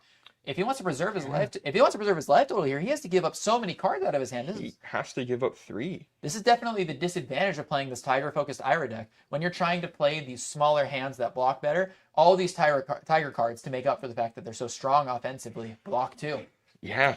And I mean, David's hand would have been really nice if he could keep most of it. Yeah. But oh, and notably, I didn't realize this before. There were no blues in that hand. We were never sending that Flying Kick. oh no. Very scary to find in a deck like this that really wants to be sending the Kodachis when their opponent's at 1 life. Yeah, drawing no blues this late into the game is, or I mean, when we're approaching the end state of the game is Very scary. really bad. Yeah. Oh, but looks like Hayden found the opposite end of that. I see multiple blues in that hand. Including a Legacy of Hikaru, which, if he says no blocks here or on the next one. Yeah, it looks like Yeah. that Legacy of Hikaru is getting played, humping that Kodachi into 2. Oh. And I think there was a life total discrepancy. I feel like he might have been at 2, and that just killed him. Wow. That's certainly a way for the game to end there. Wow. Looks like there's potentially some discussion going on here. Yeah, so there was a life total discrepancy. I think there was probably a Kodachi for 1 that was unaccounted for on our side of the life tracker total. David taking the 2 damage there, hoping to try and be able to block out the rest of the hand, but unable due to that special 0-cost blue react. Hayden is going to move on into the 3-0 bracket representing Ira. Yeah, and David falls to a respectable 2-1. Still looking, once again, really poised for top 8. First loss in round 3, very much so still alive. Yes, you are looking at one of the best spots in the tournament. I mean, we have 20 players here. Being 2-1 at this point, you've got a really solid shot. Yeah, so and we know that from the pairings, the other matchup that was happening in the 2-0 bracket was an Oldhim versus Dromai matchup. So it looks like next round, Hayden is going to be pairing into either Oldhim or Dromai, both of which very interesting matchups for the Ira. We'll have to see if Hayden's able to carry on his undefeated record or if he'll fall into the X and 1 bracket as well. But if he does falling into X1 at round 4, great spot. Very good spot. Very good spot. This is exactly the position you want to be in, especially presenting a deck that people know is the best deck in format. And honestly, you'd expect people to be targeting it, but how do you target Ira? Oh, yes. Well, and we're seeing a bit of the D-sideboarding here. We see, I believe that's 1 on the horizon, 2 Tiger Eye Reflex, and 2 looking for a scrap. Yeah. Definitely looks like we're playing we have a very intentional plan to this with some of the block cards, some of the offensive cards, a really good mix of things in order to enable Ira to do exactly what she wants to do. For sure. But that was an electrifying aggro matchup. And we'll take it to another break here. We'll cut for a little bit, once again, give our players a break, and come back to you with round 4.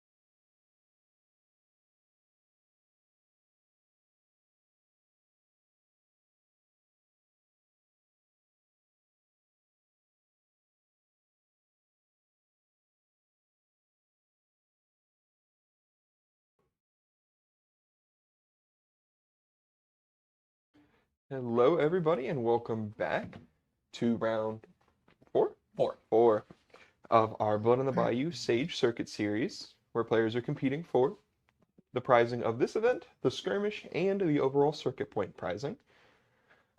Just saw, like I said, the electrifying Ira game, and now we've been presented with a fun matchup in my mind. Valda versus Dromai. Now, as the Dromai player on the cast, what do we expect from this matchup? I think this is going to be a bit of an uphill battle for the Dromai.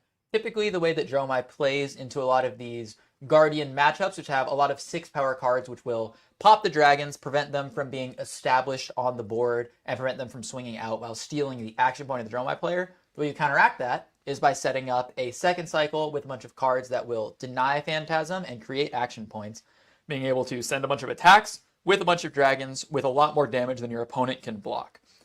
The problem with that is that it's very difficult to do that against a Valda who is able to set up dominated attacks because you will die before then.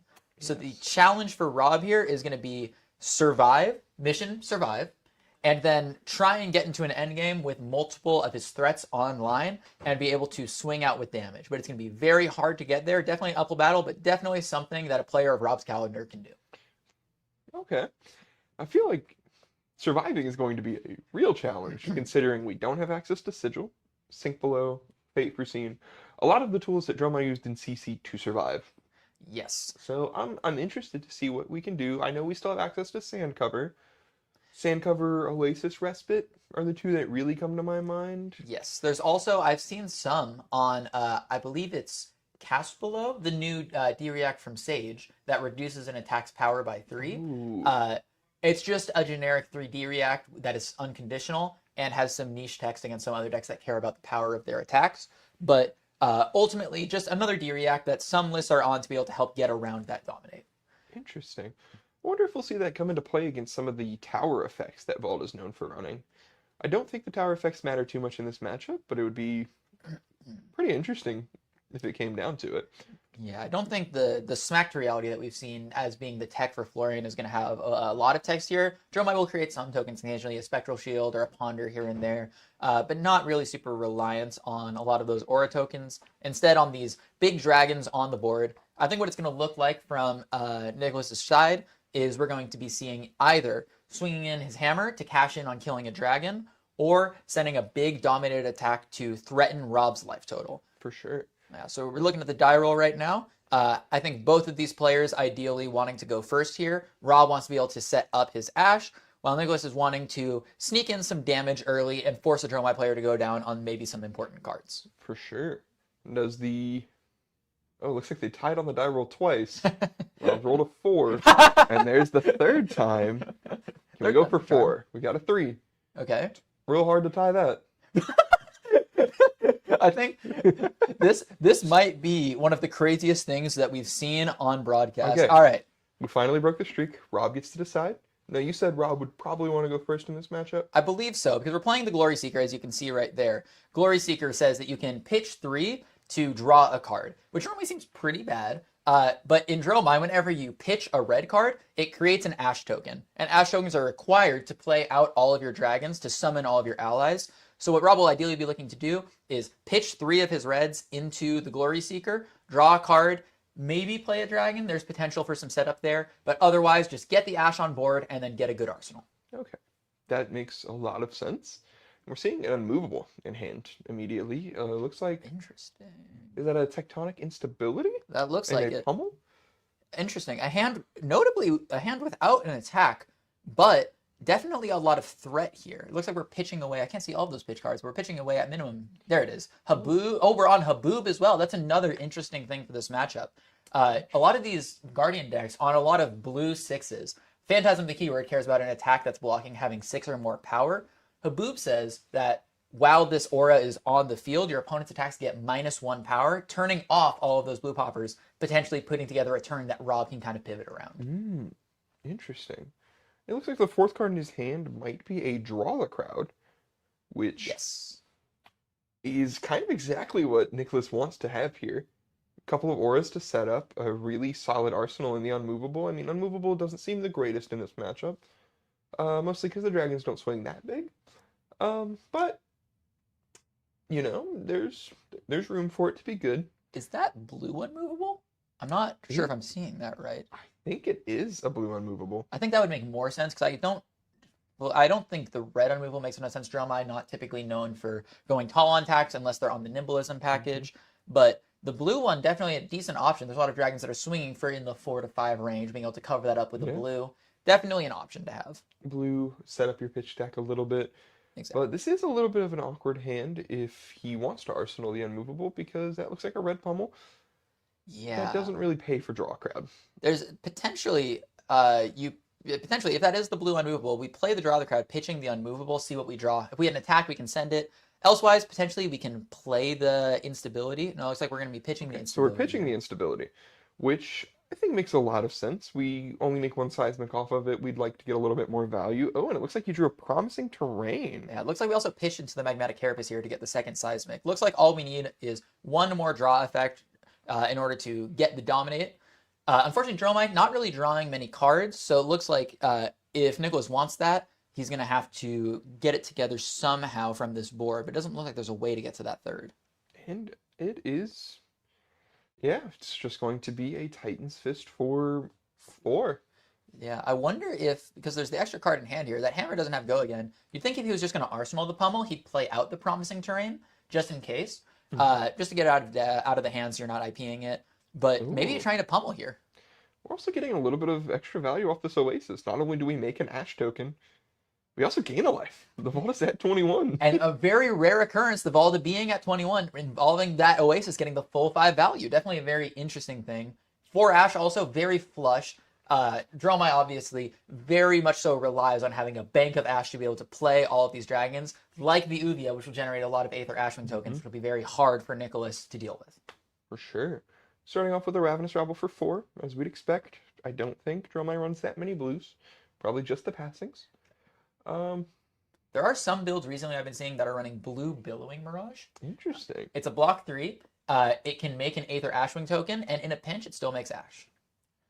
Definitely a very interesting option. Also can pay for things like the Necria we saw pitched away earlier, especially in a matchup like this, where you see we're running the Flame Scale Furnace for the 2 block. We're not playing the Deep Blue, which is often used to power out those big 3-cost dragons.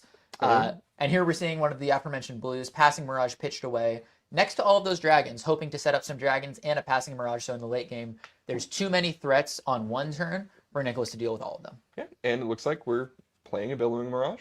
Not pitching the red, so we're not recycling or making an Ash. We're just turning it into an Ashwing, which is a pretty good start. We like having Ashwings. Ashwings are some of the most annoying things they've ever made.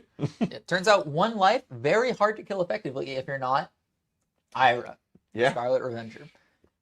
Notably also here, one of the big differences if you've only experienced CC or LL Dromai is that Dromai actually lacks reliable pitch outlets in the equipment zone. In all of her CC and LL lifetime, she's had Flamescale Furnace, which would let her create Ash basically at will, filter out cards, and also importantly for a matchup like this, set up a pitch stack. Without an equipment pitch outlet, you're very reliant on these 1 to 2 cost cards that you find to be able to set up your pitch stack, or else you may find yourself stuck with these cards that you want to see later in the game in your hand.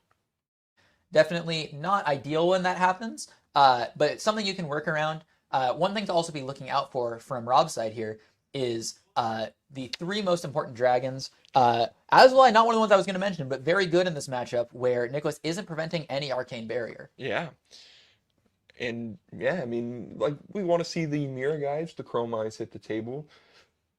Yes. What is the third one? What's The third one is the Passing Mirage. Not a dragon necessarily, but the ideal thing that you want to look for in a pitch stack is to find those 2 dragons and the Passing Mirage together.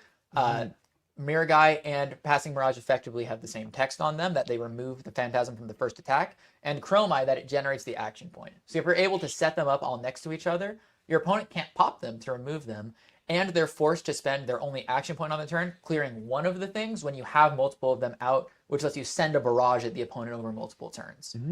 Definitely looking to try and set that up here, although the Asvalai that we just deployed getting popped there, still getting the 1 arcane value, but ending Rob's turn right there with only the 1 attack value from the dragon. So, looks like the draw crowd pops. Nick's got a little bit of an awkward hand after all the blocks are said and done. He's left with a promising terrain with a Pummelin Arsenal. 2 seismics going to waste. But I think that's okay. Yeah, he has We don't plenty of need to do the damage he yet. has plenty of resources left to present enough threats. He also knows this Uvia is coming, so potentially if there's an extra attack in hand trying to sandbag that, so that if Rob decides to leave the Uvia unprotected, he can swing out with a big attack since the hammer won't handle that. Notably also here, one of the big things that Nicholas needs to be scared of is these Aether Ashwings becoming overpowering. If there's enough ash to feed them, the Uvia will keep making these one power, 1 health dragons turn over turn. So he's going to deal with that right now just to make sure that Rob can't present that threat. Yeah, and it looks like Nicholas just playing a little bit of a tempered game plan, sending the, I want to say that's the blinding of the old ones. Looks like it. It might be a smelting. Not 100% It is certain. a smelting. Yes. Smelting of the old ones, sending 10 straight at the Uvia. Yep. We do not want to deal with these Ashwings. See, the way I remember it's the smelting is it's orange like a forge. Oh. It's like we're smelting with the hammer. Actually, that makes a lot of sense. Might be helpful for those of you at home. Looks like we're going to be deploying the Asvalai here for the second time. Looking to get one of those arcane things. Beautiful Marvel. Rob, known for having a beautiful collection of only the most fine pieces of Dromai cards here. And looks like we're playing the move here. Ooh. This is the aforementioned play we talked about earlier where it turns all of the 6s into 5s. Unfortunately, looking at that hand, it looks like there's I believe that's a binding of the old ones in hand. So he definitely has a bigger than 6 attack. Yes. And Interesting. choosing not to attack with the Asvalai.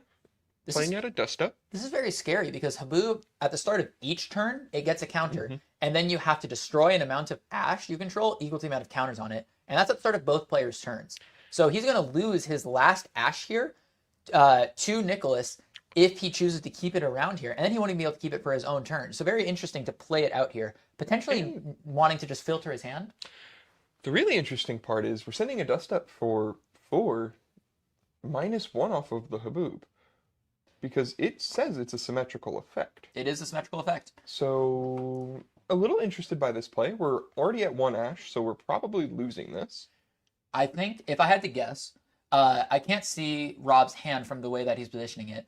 What I mentioned earlier about not having a pitch outlet in your equipment could be coming to play here. He could have a bunch of 0 cost here, be unable to get them all out of the hand other than just playing them. So have to waste some resources here just in order to be able to find more pitch outlets in his deck. It's just a bit of an interesting way to do it. I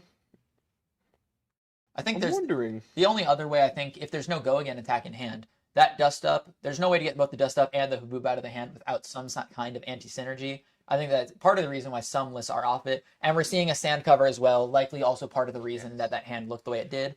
However, we are seeing a sweeping blow come through. This is what we were talking about finding some sources of pitch to get the hand filtering going, and making 2 ash here very good in order to fuel the onslaught of dragons and kind of come back up after depleting a bit of our ash stores. And, he's blocking with the... I actually don't remember the name of these boots, but they block for 1 more. Basalt, not gauntlets, basalt boots, something like that. It starts with basalt, I believe. Yes, it is just basalt boots. Oh, okay, I didn't cool. think that was the right name. But blocking with them, they block for 2 at this moment. He has 2 seismic surges, not enough to dominate. It makes me wonder if he's attempting to block with the Civic Peak, thinking about giving him an additional card. Is there a Crash and Bash in hand in order to get the 3rd seismic? There might be. He's pretty good at hiding his hand, unfortunately. Yes, he's trying to be aware for us. Unfortunately, I think that would be the perfect spot for a Crash and Bash if there was one. So Yes. I think that we might be looking to save the Civic Peak to guarantee one of those. Interestingly, also, that blue boulder drop, no popper. And this is what I was going to mention a little bit earlier, is that a lot of your method for surviving, right, is if your opponent is giving you all of their strong cards to pop your cards, they can't send back as strong cards. That binding of the old ones right there would have been a great target to heave into the arsenal to try and set up a huge dominated attack at Rob. Instead, all it does is blow up a dragon. Effectively, he's traded that Asvalai for the binding of the old ones, which is a very good trade for Rob when he's trying not to die to a gigantic 13 overpower attack. For sure. But even then, we still see a Rites of Earthlore breaking to give +3 to the next attack on what looks to be a red boulder drop. So this will be a red boulder drop for 10 at the cost of 1 with 2 floating. And the pummel's still in arsenal from the first turn. And This is looking to be a huge tempo swing. And the pummel here, well, obviously, the arsenal could be anything. But we've gone through several turn cycles right here, even with Nicholas at certain points IPing a card. So Rob knows that card in the arsenal is very valuable and probably not an attack, or else he would have played a couple of those turns differently where he kind of just took a little bit of a mediocre setup turn. Definitely a telegraphed pummel. So I guess that's what Rob's looking for right now. How much damage can I prevent here, and what can I meaningfully protect? And also, how does he clap back with this? I mean, this is for 10. He's currently blocking 6. So he's taking 4 either way. There's a spectral ward one. Yeah, there's a ward one out, and it'll create a spectral shield after. But currently, this just falls right into the pummel. Very unfortunate there. Looks like we're going to be discarding one and putting a card back on top of the deck. Not the end of the world in a matchup like this. Definitely not. The discard's a little unfortunate, but we're okay with the position of this game. We have a life lead. We just lost it, for the most part, but yeah, only 4 damage, dropping down to 17. Also notably, Rob has been IPing for the last couple of turns. I think there was a couple cards stuck in there that he couldn't exactly convert. But losing the Uvia, big loss right there. Yeah, and then putting another card on top, making a spectral shield. I wonder what else he has that losing the Uvia is worth right it right choice. there. Yeah. Because Uvia, if you're on it, is a very strong tool in this matchup to generate those really annoying Aether Ashwings that we were talking about earlier. Most definitely. Uvia is one of the scariest dragons that they have access to in these long matchups. I mean, you just make a dweeb that they have to deal with every single turn. Yeah, and it looks like that's what we were protecting. The dust up for 4 is It looks like we were prioritizing potentially trying to send something that takes cards out of Nicholas's hand, as opposed to keeping some threats in deck. Since we've dropped so low, potentially trying to prioritize the life total, we're in range right here of a dangerous dominated attack. But it looks like we're going to see the fault line instead, threatening the arsenal. Yeah, I mean, fault line as a 2-card 7 that on crush tucks his arsenal.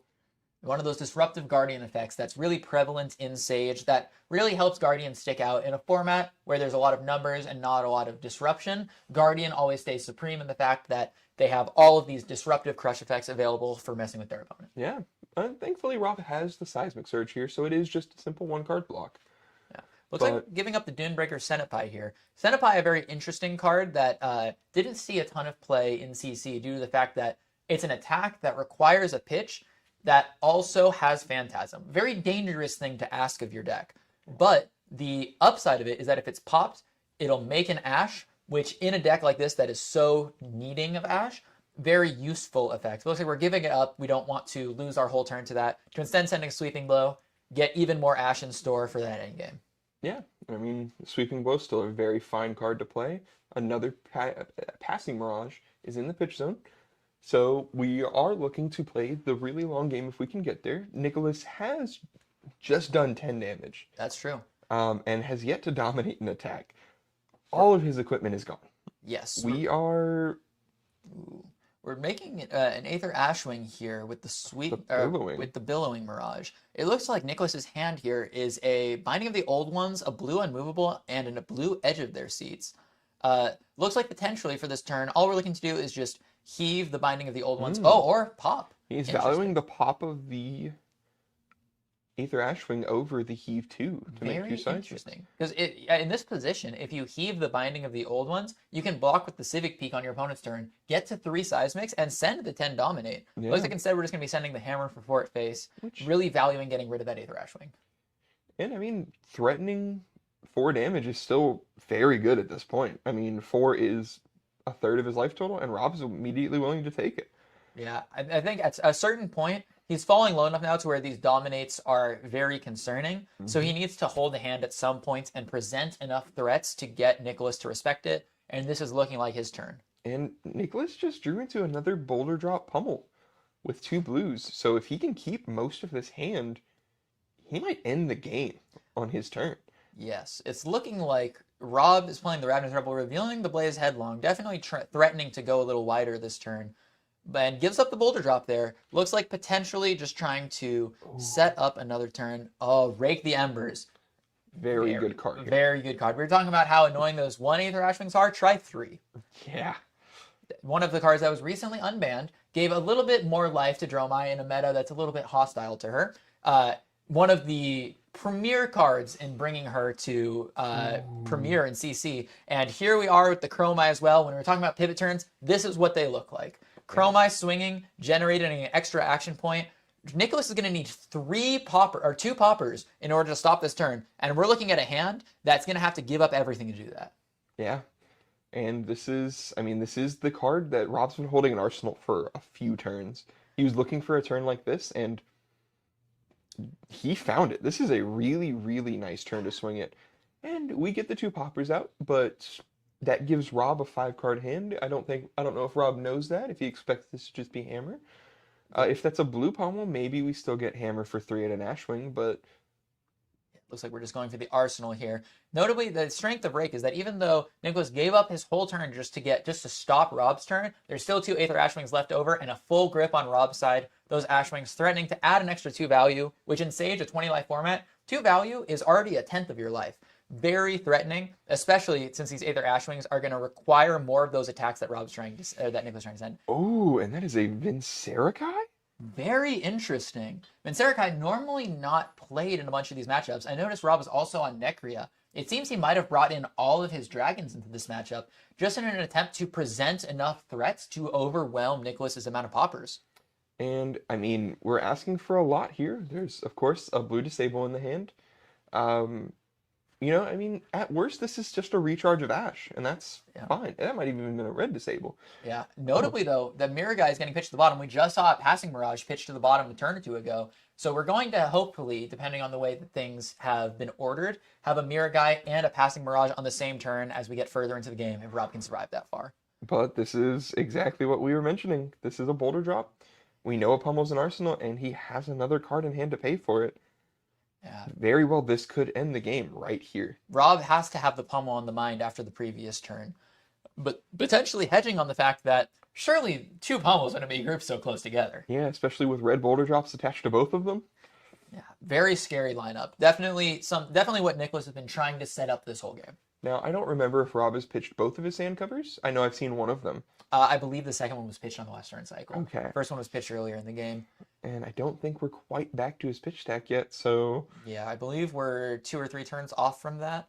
Potentially a little bit more. I might have lost track of that. Yeah, but it's like, how many cards is Rob willing to give up here? Yeah, I think if you're Rob, you have to be looking at not how you can regain tempo here, because you're actually not in too terribly bad of a position. Mm-hmm. You're obviously a little low life right now, but the scariest thing is just dying, and you really want to hedge for that. And this is what I was scared of. He's blocking 3 on 7.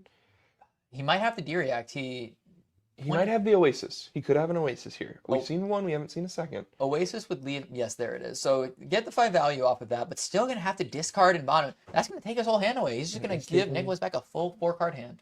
Yeah, and I mean, Nicholas doing the right thing, forcing him to discard. And there goes the second Chromai. And then Rob is taking, he blocked 7 on what turned into an 11? Yeah, so he should be taking 4 here. I think. Doubly interesting, though.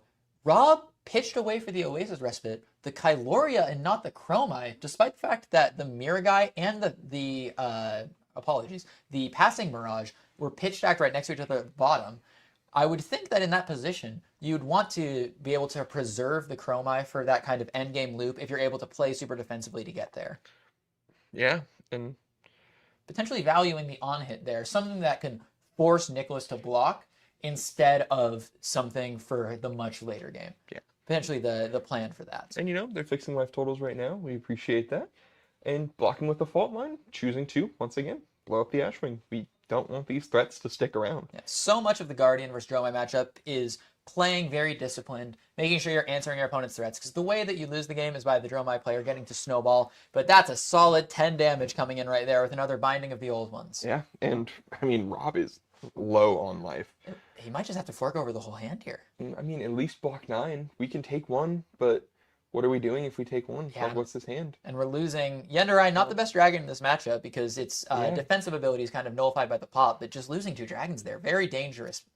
I mean, we lost a dragon and the Haboob. It looks like we're at our pitch stack. Yeah. It looks like we finally hit that. Pitching a Kyloria to another Rake. Okay, so we're sitting in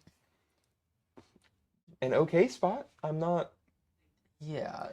4 Ashwings is very good, but unfortunately, Soon to be 3. I would assume there's a popper in this hand. yes. Unless maybe we've gotten to a point where. Oh, since we're at pitch stacks, we're at the Tectonic and Unmovable that Nicholas pitched. And it looks like the last 2 cards were a blue Disable and a Rites of Earthlore. So if that blue Disable gets put on defensive duty here, we're not going to have a turn for Nicholas to send back. Yeah, I mean, at worst, the turn is Hammer for 4, which is more than Rob's life total. That is more. That'll definitely force out a block, especially as we're getting into this pitch deck here. We know that Passing Mirage is going to be coming up soon. We know we're soon to be finding that Mirror guy that we put away. And those 2 Passing Mirages, they don't have go again. They'll take up your entire action point to play on that turn. Of course, costing your opponent their action point to get rid of. But definitely a very threatening thing, but also something you can play on a small hand. Yeah, and I mean, thankfully, Rob's been pretty tame about using his boots. He got the 1 value somewhere else. This Hammer for 4 is presenting a breakpoint that he can block with his boots if he needs to here. So we're sitting, once again, okay. We're fine with where we are. Well, notably, Nicholas can potentially, because I see there's a Rites of Earthlore, and there's a Draw a Crowd, I believe that blue is. Oh no, that's not a Draw a Crowd. That's the Tectonic Instability. Tectonic Instability. I believe Rob doesn't have any cards in hand anymore. Which would lead me to believe that you kind of want to pop here, because otherwise you're not really converting the hand to much. Yeah, I mean, get 0 Seismics off of Tectonic doesn't sound great. I mean, it might be at the point. I don't think Nicholas is in danger of fatiguing. You might just play the Tectonic Instability just to get it out of the hand. At this point, I don't know if you're gaining a ton of value off of tucking the Arsenal, considering what the pitch deck is looking like. Might just want to filter it and try and get to more poppers for the oncoming onslaught, knowing that that's coming up. Yeah. And, I mean, this might be the perfect time for him to... I mean, he could send a Hammer at the... Okay, he's doing kind of what we expected. The Rites of Earthlore coming down, pitching the Unmovable to make the extra Seismic off the chest plate.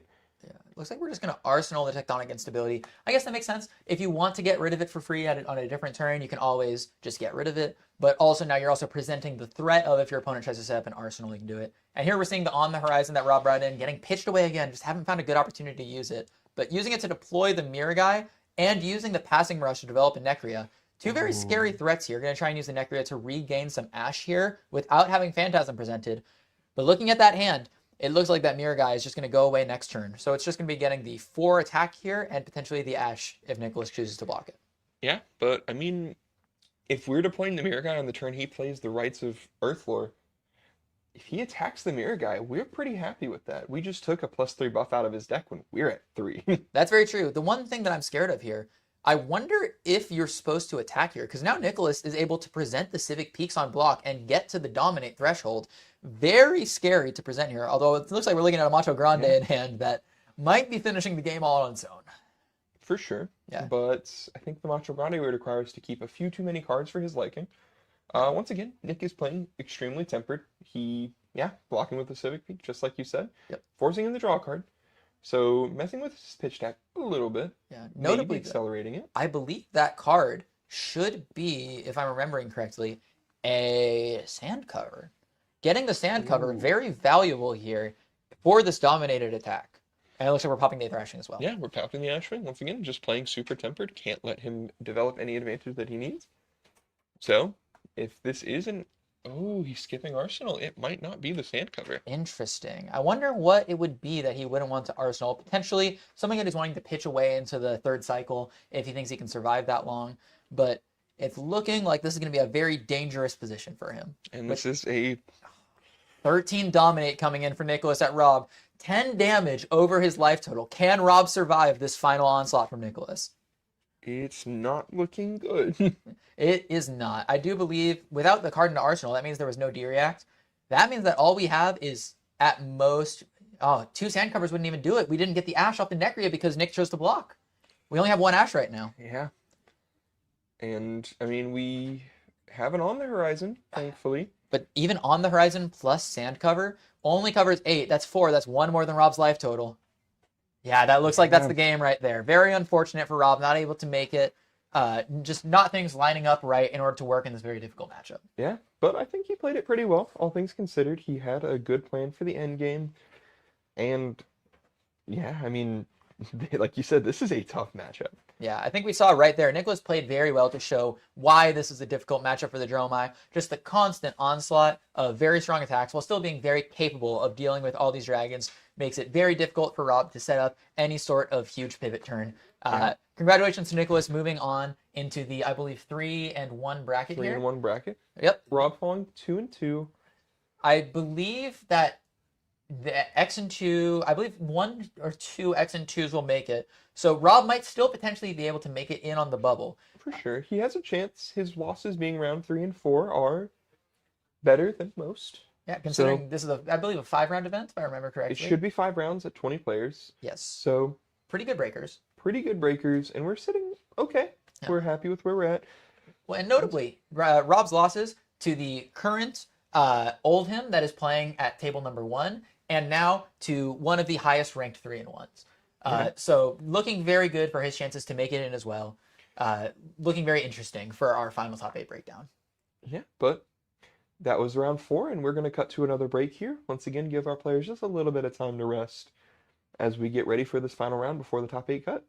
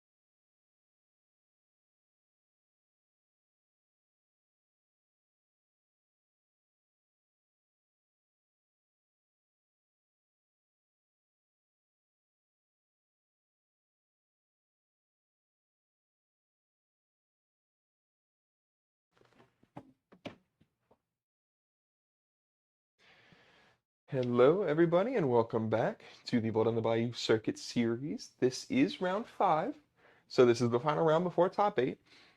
These players are back on stream once again. We have a interesting matchup in Valda Icelander, Some crowd favorites, definitely. some crowd favorites. I'm very excited. I love both of these heroes very much. Super excited to see if JP on Icelander can bring it back and get revenge for Yes. his loss to the other Guardian on stream. Now, Micah, obviously there's some differences between Valda and Oldhim. How does that change how JP wants to play this matchup? So I think it 100% depends on what equipment Nicholas presents. If Nicholas decides to go with the AB4, much like the other Guardians do, then JP plays the exact same game plan, set up a big stack with, a lot of arcane damage, chip through with the physical damage as we go, because Valda's not known for running a lot of the 4 blocks. The physical damage is a lot scarier in this matchup. I mean, if I send a wounded bull at you, I'm sending 8. You have 2 3 blocks, or 4 3 blocks in your hand. That's 2 to 3 cards you're giving me to not take damage. So these attacks are a lot more threatening here, which makes the matchup a little bit more interesting. Icelander just gets to like chip and chip and chip, and then these arcane sources for 6, 8 plus will actually chunk him if he's not on 4AB. And even if he is on 4AB, all the extra chip is Definitely scary to find. Yeah. You definitely don't want to be faced up with all of your 3 to 4 arcane spells against someone who's very willing to just negate them entirely.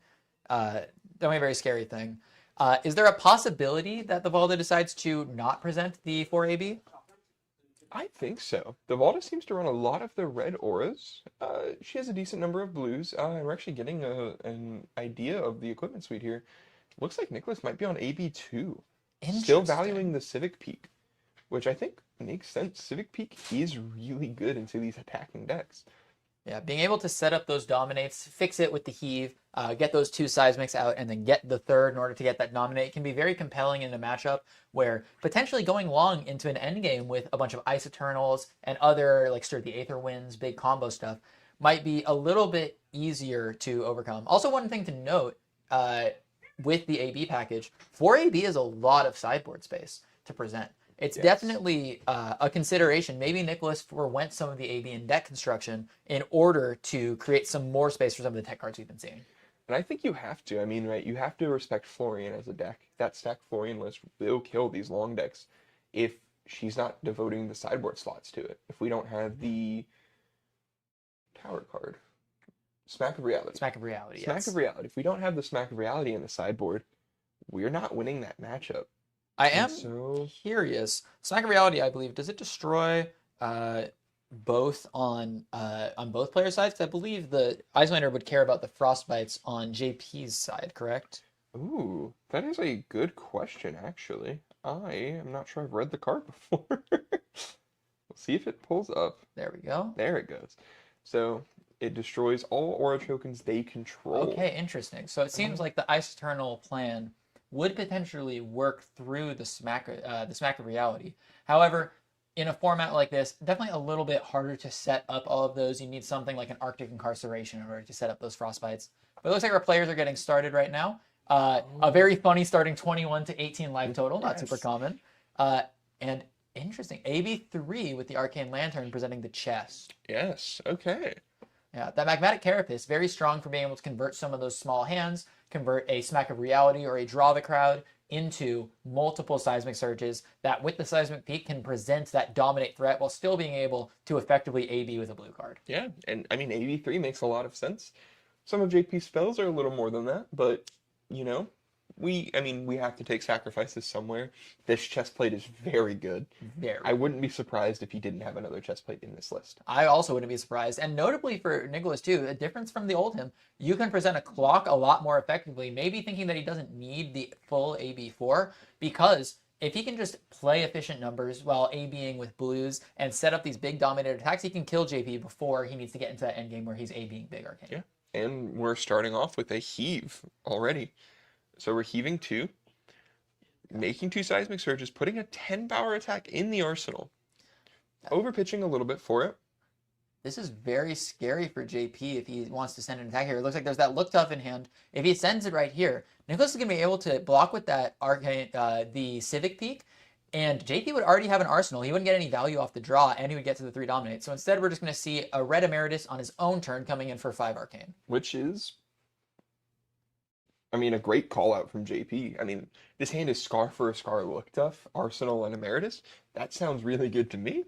Knowing that it could give him the dominate on this attack, JP chooses to just send 5 arcane. Yeah, well, notably with the AB3 presented, that 5 arcane is still a very meaningful 2 damage.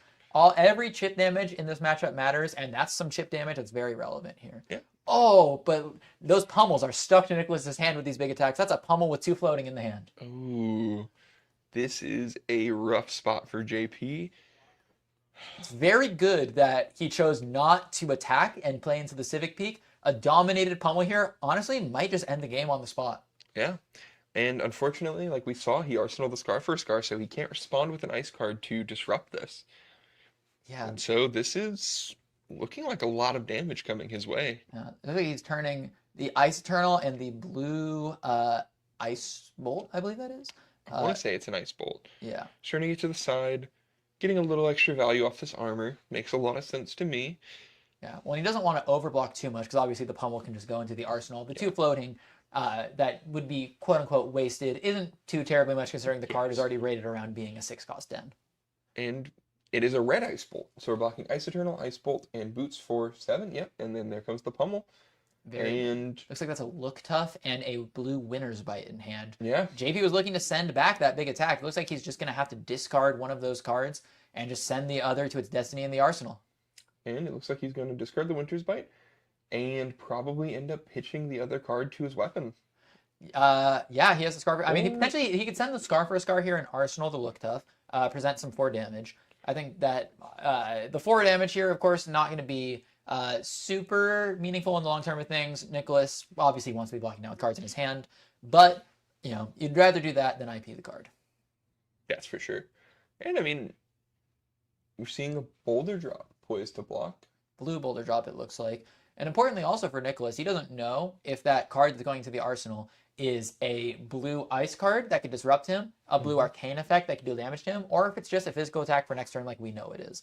Oh, but it looks like we're getting 10 damage sent in again. The big numbers just don't stop coming for Nicholas. It's another smelting. I mean, we've threatened 24 damage in 2 turns. This is incredibly dangerous. Over the course of 2 turns, JP has fallen from 18 to 11, and now he's going to have to give more cards on the defense again. And that arsenal is just gonna have to be sent at him for the 8 physical next turn, which I'm sure Nicholas will happily be able to block. And I see, the Timekeeper's Whim is in this hand. I think he might have thought Nicholas is trying to fatigue him here. Yeah, which, to be fair, is still definitely a possibility. When you're sending big attacks like this and you have to keep giving cards on defense, those are cards that you aren't spending trying to kill him. And, I mean, he doesn't want to give it up. It's one of his anti-fatigue tools if that does come down to it. But we've taken a lot of damage to start off this game. Yeah, JP falling to 9. Nicholas at double his life total here. Looking to convert the blue Voltic Bolt in his hand into the looked off. Oh, perhaps the Timekeepers will instead.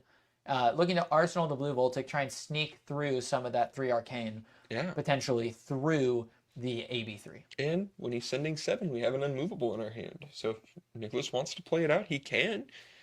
Or he could block 6 with 2 other cards and then pitch the unmovable to something else. It looks like, if I remember from the previous matchup, that might be blue unmovable. So it might be a 5 block. But importantly, it'll still keep more cards in deck than it would if he had blocked with 2 cards, which is important in a matchup like this where potentially Nicholas can try and fatigue JP by just sending big attacks and forcing JP to give up all his cards blocking. Yeah. Looks like we're reaching for the Debilitate here. Holding a blue Disable, a blue Thunderquake, and can't catch the last card. A lot of blues in the hand. So unmovable, disable, Thunderquake, or debilitate, disable, Thunderquake? And unmovable, I believe. Yeah. It looks like we're giving the armor here. Forcing him to draw a card, which is a really good spot. I mean, JP has a little bit of counterplay to it with the activation of the Crucible. Looks like that's a Wounded Bull in the hand. It is a Wounded Bull. Choosing to arsenal the Arcane spell. Potentially trying to set up, one of the things you want to do with the Icelander hero ability, being able to play on your opponent's turn lets you set up overlaps that other heroes aren't capable of doing. by forcing Nicholas to give up extra cards here to be able to send one of those attacks in his hand, he might be able to sneak through the arcane and then present the physical afterwards to try and present another arcane effect to keep taxing his hand across these turns. Yeah. And one of the really fun things about the Guardian Icelander matchup is when they make seismic searches like this, they give Icelander a window to respond and be disruptive. They destroy at the beginning of the action phase, not the start of turn. So by having one here off of the helmet, Ooh, looks like we're blocking with the Fyendals to get the healing, but importantly, we blocked with the red snapback there. Definitely not what we want to see that card doing. we blocked with 3 reds, and we still know about the Wounded Bull in hand. Yeah. So this turn is 2-0 pass. Very interesting. I guess that was a hand with no blues, because otherwise you would definitely send the Voltic Bolt there while he's tapped out. Very unlucky sequence of cards there from JP. Any blue there gets to send 4 Arcane at Nicholas's face while still being able to block some, but instead just forced to IP the 1 and pass it up. And we're still looking at a hand of a lot of reds. This is a little bit of an awkward draw for JP. I mean, definitely not what you want to see at this life disparity. No, he's looking for room to take the tempo back, to chip him out, to like get him lower, and this is not helping. The difficulty with a lot of these Baldo decks is they can usually convert their hands pretty well with all their auras, but it looks like right here, we don't have a great way to convert those last 2 cards in hand. It looks like it's another Boulder Drop and a card that I can't exactly catch there from the angle of the cards. I want to say it's a Disenchantment, one of the Heave cards. Ooh, if that's a Heave card with a blue Boulder Drop, that's very threatening here. Like we were talking about, being able to convert that full hand, being able to send the Disruptive 7 while still putting another 10 attack in Arsenal, and setting up so that the Civic Peak can combo with the Wounded Bull. Just blocking on the Wounded Bull would give him the 3 to send the Dominate, and that would be a very dangerous thing for JP's life total. Yeah. And I mean, like I said, JP's hand isn't really the greatest. We have an on the horizon for this, thankfully. So we do have a 4 block for this to cover at least the crush effect. Does he want to give up another card? It doesn't look like it. Yeah, it looks like he wants to keep it, potentially to maybe send the Voltic Bolt. Yeah. Okay, Oh, so we're it just might not Arsenal. be a Heave card. Passing through the Heave trigger. I believe that means that he kept the... We'll have to see if we can get an angle on Nicholas's hand here. But looks like JP is reaching for the Crucible here. And I see an Arcane Polarity in his hand. Oh, devastating here. Yeah, that Voltic Bolt. Is that a red Voltic Bolt? Did I misspeak earlier? Oh, that's the blue. It is yeah. the blue. So it's the blue Voltic Bolt pitching a red Emeritus and a red Rabble. Nicholas has an interesting decision point here. He does have AB3, but he can choose to AB2 here, let the 1 Arcane hit, and then resolve the Polarity. Elsewise, we know that there's a Wounded Bull in JP's hand. He might not have another chance to use that Arcane Polarity for a little bit. Yeah. And resolving Arcane Polarity for 1 healing is not exactly where you want to be. And looks like he's going to be ABing 1, get out the extra attack in hand that he can't use, and then using Polarity to go back up. Yeah. Taking 2, gaining 4. Yeah, We're back up to 20. makes sense. That starting card right there, I believe it's the Binding of the Ancient Ones. Mm-hmm. Just an extraneous attack in this hand. Might as well just get it out, use it for the 1 prevention, keep it in deck, and we're just going to send the Fault Line. And we have the Fault Line for 8 off of both heroes having an Arsenal. Yeah. So it has a real effect. Yeah, and we know there's a Wounded Bull in JP's Arsenal right now. Live totals are low enough to where if that goes to the bottom of the deck, he might not see it again. I don't know if JP's getting back to pitch deck ever at this point. Yeah, I mean, a single dominated attack, if Nicholas is able to set up one of those Rites of Earthlore and send in a 13 dominate, I don't think we've seen any D-reacts or anything of the sort out of the Icelander deck. I would just even with the 2 armor block left, it would just die to that. Looks like we're blocking 6, taking 2. Yeah, definitely not where you want to be, giving up all of your arcane spells just to be able to try and survive. Losing the red Voltic is not a good position. Yeah, it looks like we're having a slight error with the life counter. I believe JP should be at 5 right now, taking 2 from 7 to 5. So right now we have 5 playing 20, sending 8 with the Wounded Bull, definitely at lower life. Nicholas is asked what he wants to block with. I see a Rites of Earthlore, a blue Macho Grande, and a couple other cards. Oh, there's another Pummel in the hand. There's another Pummel. I wonder what the Arsenal card is. The Arsenal card is that Boulder Drop from earlier. The Boulder as far Drop. as I know. It must be a red Boulder Drop. It might have been a red Boulder Drop, and we just misread it. But once again, if Nicholas gets a boulder drop pummel. Yeah, it's a little risky. I believe that Rites of Earthlore isn't a blue. So right now, unless the card on the far left of his hand is a blue, doesn't seem to have the resources to be able to present that. But even if you just block with one, send a boulder drop, and then Arsenal pummel, I think you're very happy with that turn cycle given the life Yeah. deficit here. But Looks like we're blocking the Civic Peak, maybe trying to fix that resource deficit that we were talking Yeah. about. Get that seismic that allows him here. Now, interestingly, JP has the opportunity to Arsenal a blue ice card here. That seismic seems to be very important for Nicholas's game plan here. If JP is able to give him a frostbite in response to that seismic popping, he might not be able to present the pummel on this turn cycle. but it looks like JP arsenals the fighting spirit. Not. Maybe he's worried about not being able to cast the ice bolt that was in his hand. I mean, he has drawn quite a few all red hands. That's true, but that means that there's a lot of blues coming. But yeah, it looks like we're just going to see that boulder drop coming in with one floating. 2 cards in hand. We know that there's a red and a pummel in there. Still threatening to honestly just take away the game right now. JP has been Yeah. trying to conserve cards as much as possible. If he only gives 1 piece of armor and a 3 block here, he just dies. Yeah, This is a really scary part of the game. Yeah, well, I mean, when you're at a third of the life total of your opponent, everything is threatening, especially from a Guardian player who's sending all these big attacks backed up by the ever-present threat of that pummel coming in for +4 and a discard. If JP doesn't fold the hand here, we could see it end right now. Yeah, this is a really scary position for JP to be in. It looks like he's considering right now what resources he has left in deck in order to attack the life total to inform his blocks. Yeah. He might have to take the risk of there just not being a pummel if he has to block with enough cards to where he can't kill the Valda anymore. Yeah, and I mean, this is the position Nicholas wants to be in. This is a position Nicholas has put himself in multiple times across these 2 games he's been on stream. Nicholas, a very dominating player, a great cast showing at calling Shanghai, a very big performer in a lot of different formats in this game. Definitely showing off his piloting skill of his favorite deck in Sage so far, Valda. Yeah, and it's looking like JP is positioning to block for 6, maybe giving a piece of equipment. Yeah. Yeah, looking like to cover the full 7 here. Unfortunately, even if he gives the 7 block here, pummel still will trigger the crush effect. It'll mean JP has no cards left in his hand for the turn. Yeah. JP instead positioning to block You know you hate to do that. You see that 7. you see an Ice Eternal and a Stir the Aether Winds going. That's so much of your end I game think damage that's out. I think that's a Winter's Bite.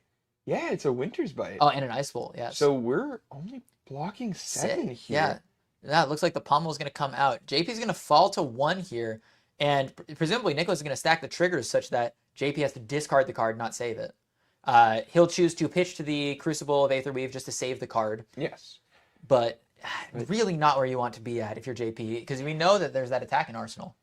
Yeah, and drawing up into 2 blocks on the turn he has. Yeah, and it A looks boulder like drop pummel is really unfortunate. once again we have a little bit of a life counter error. I do believe JP is at 1 here. There was a 7 block on the Boulder Drop 7. Pummel drops him down to 1. And we're just seeing 10 coming in here. Yeah, Brutal. it is. JP might be at 2. He might be at 2. He might have given Oh, but another 2 block. Yeah, he has to give all of his equipment here. No, he is definitely 3, at 1. 6, 8. You know, otherwise he would be trying to save it. Yeah, there we go. Yeah. Yeah. He's. I mean, he has to give the equipment here in order to survive, but he only has the 1 card left in hand, hoping to send that attack to take some cards from Nicholas. But at this point, Nicholas can just take it. But even then, we're sending a fighting spirit. He'll Unless I misremembered the arsenal. Oh, and it's to save the thoughts. pitched away. I wonder if maybe there's an argument for Save the Thought doesn't block at all. He's No. died. That's the only play he could make in that pot. Doesn't block, and it's a red. Unfortunately, those tech pieces for the fatigue side of the matchup coming to cause a bit of a problem when Nicholas is taking the aggressive slant of just trying to kill you rather than exhaust you out of threats. Yeah. Yeah. And Nicholas has another 10 attack in his arsenal. Yeah, and he's also presenting a promising terrain right now in his hand. He could potentially, or I believe that's 2 promising terrain actually, so he definitely has the blues to definitely pay is. for it. Yeah. And it's like, can he do anything else? Is there anything else he wants to do? Is there anything else he needs to do? I believe that second card is a draw a crowd. Potentially, that's what he's considering. Is instead of saving it for the arsenal, try and play out that card, get some resources at the cost of potentially giving JP an extra card to block with. Yeah. That might be what's giving Nicholas the hard time right now. Well, it's if we play it out, we might just. The promising terrain Interesting. is actually also a really good look. Yeah, you pitch one cost or one pitch into the magmatic carapace and make two seismic surges, or just not making the seismic surges at all. Well, it looks like it was throughout the crowd. He's choosing to take a setup turn instead. which I think is very reasonable, all Well, things considered. Well, this will make four seismic surges because there's the two from the magmatic carapace and the two off of the draw the crowd draw trigger. Thanks to promising terrain, adding one additional seismic to everyone that's created. This is going to be doing a cost reduction of 4 to that attack that we know is in the arsenal, and providing a buff of +3, and giving Nicholas an extra card and an extra life at the start of next turn. I think this might spell the end of JP's life unless he's able to do something right now. But even then, hammer for 4 is really bad. And luckily, he still has all of his blade beckoner armor, so he can just shove all of the blade beckoner armor. It'll absorb the hammer for 4. There's not enough floating for a pummel to be a threat, so he can stay at his 1 life by just using armor and keep the whole hand. But looking at it, that hand might not convert in the first place. I see a chest buff in hand. See, yeah, what looks like a chest buff and a Meritus. And, I mean, we've seen him block and play a couple, or with the 2 Scarfera Scars. He might not have many go-again sources, if any, left. But he is choosing to do exactly what you said. Block 4 with just the armor.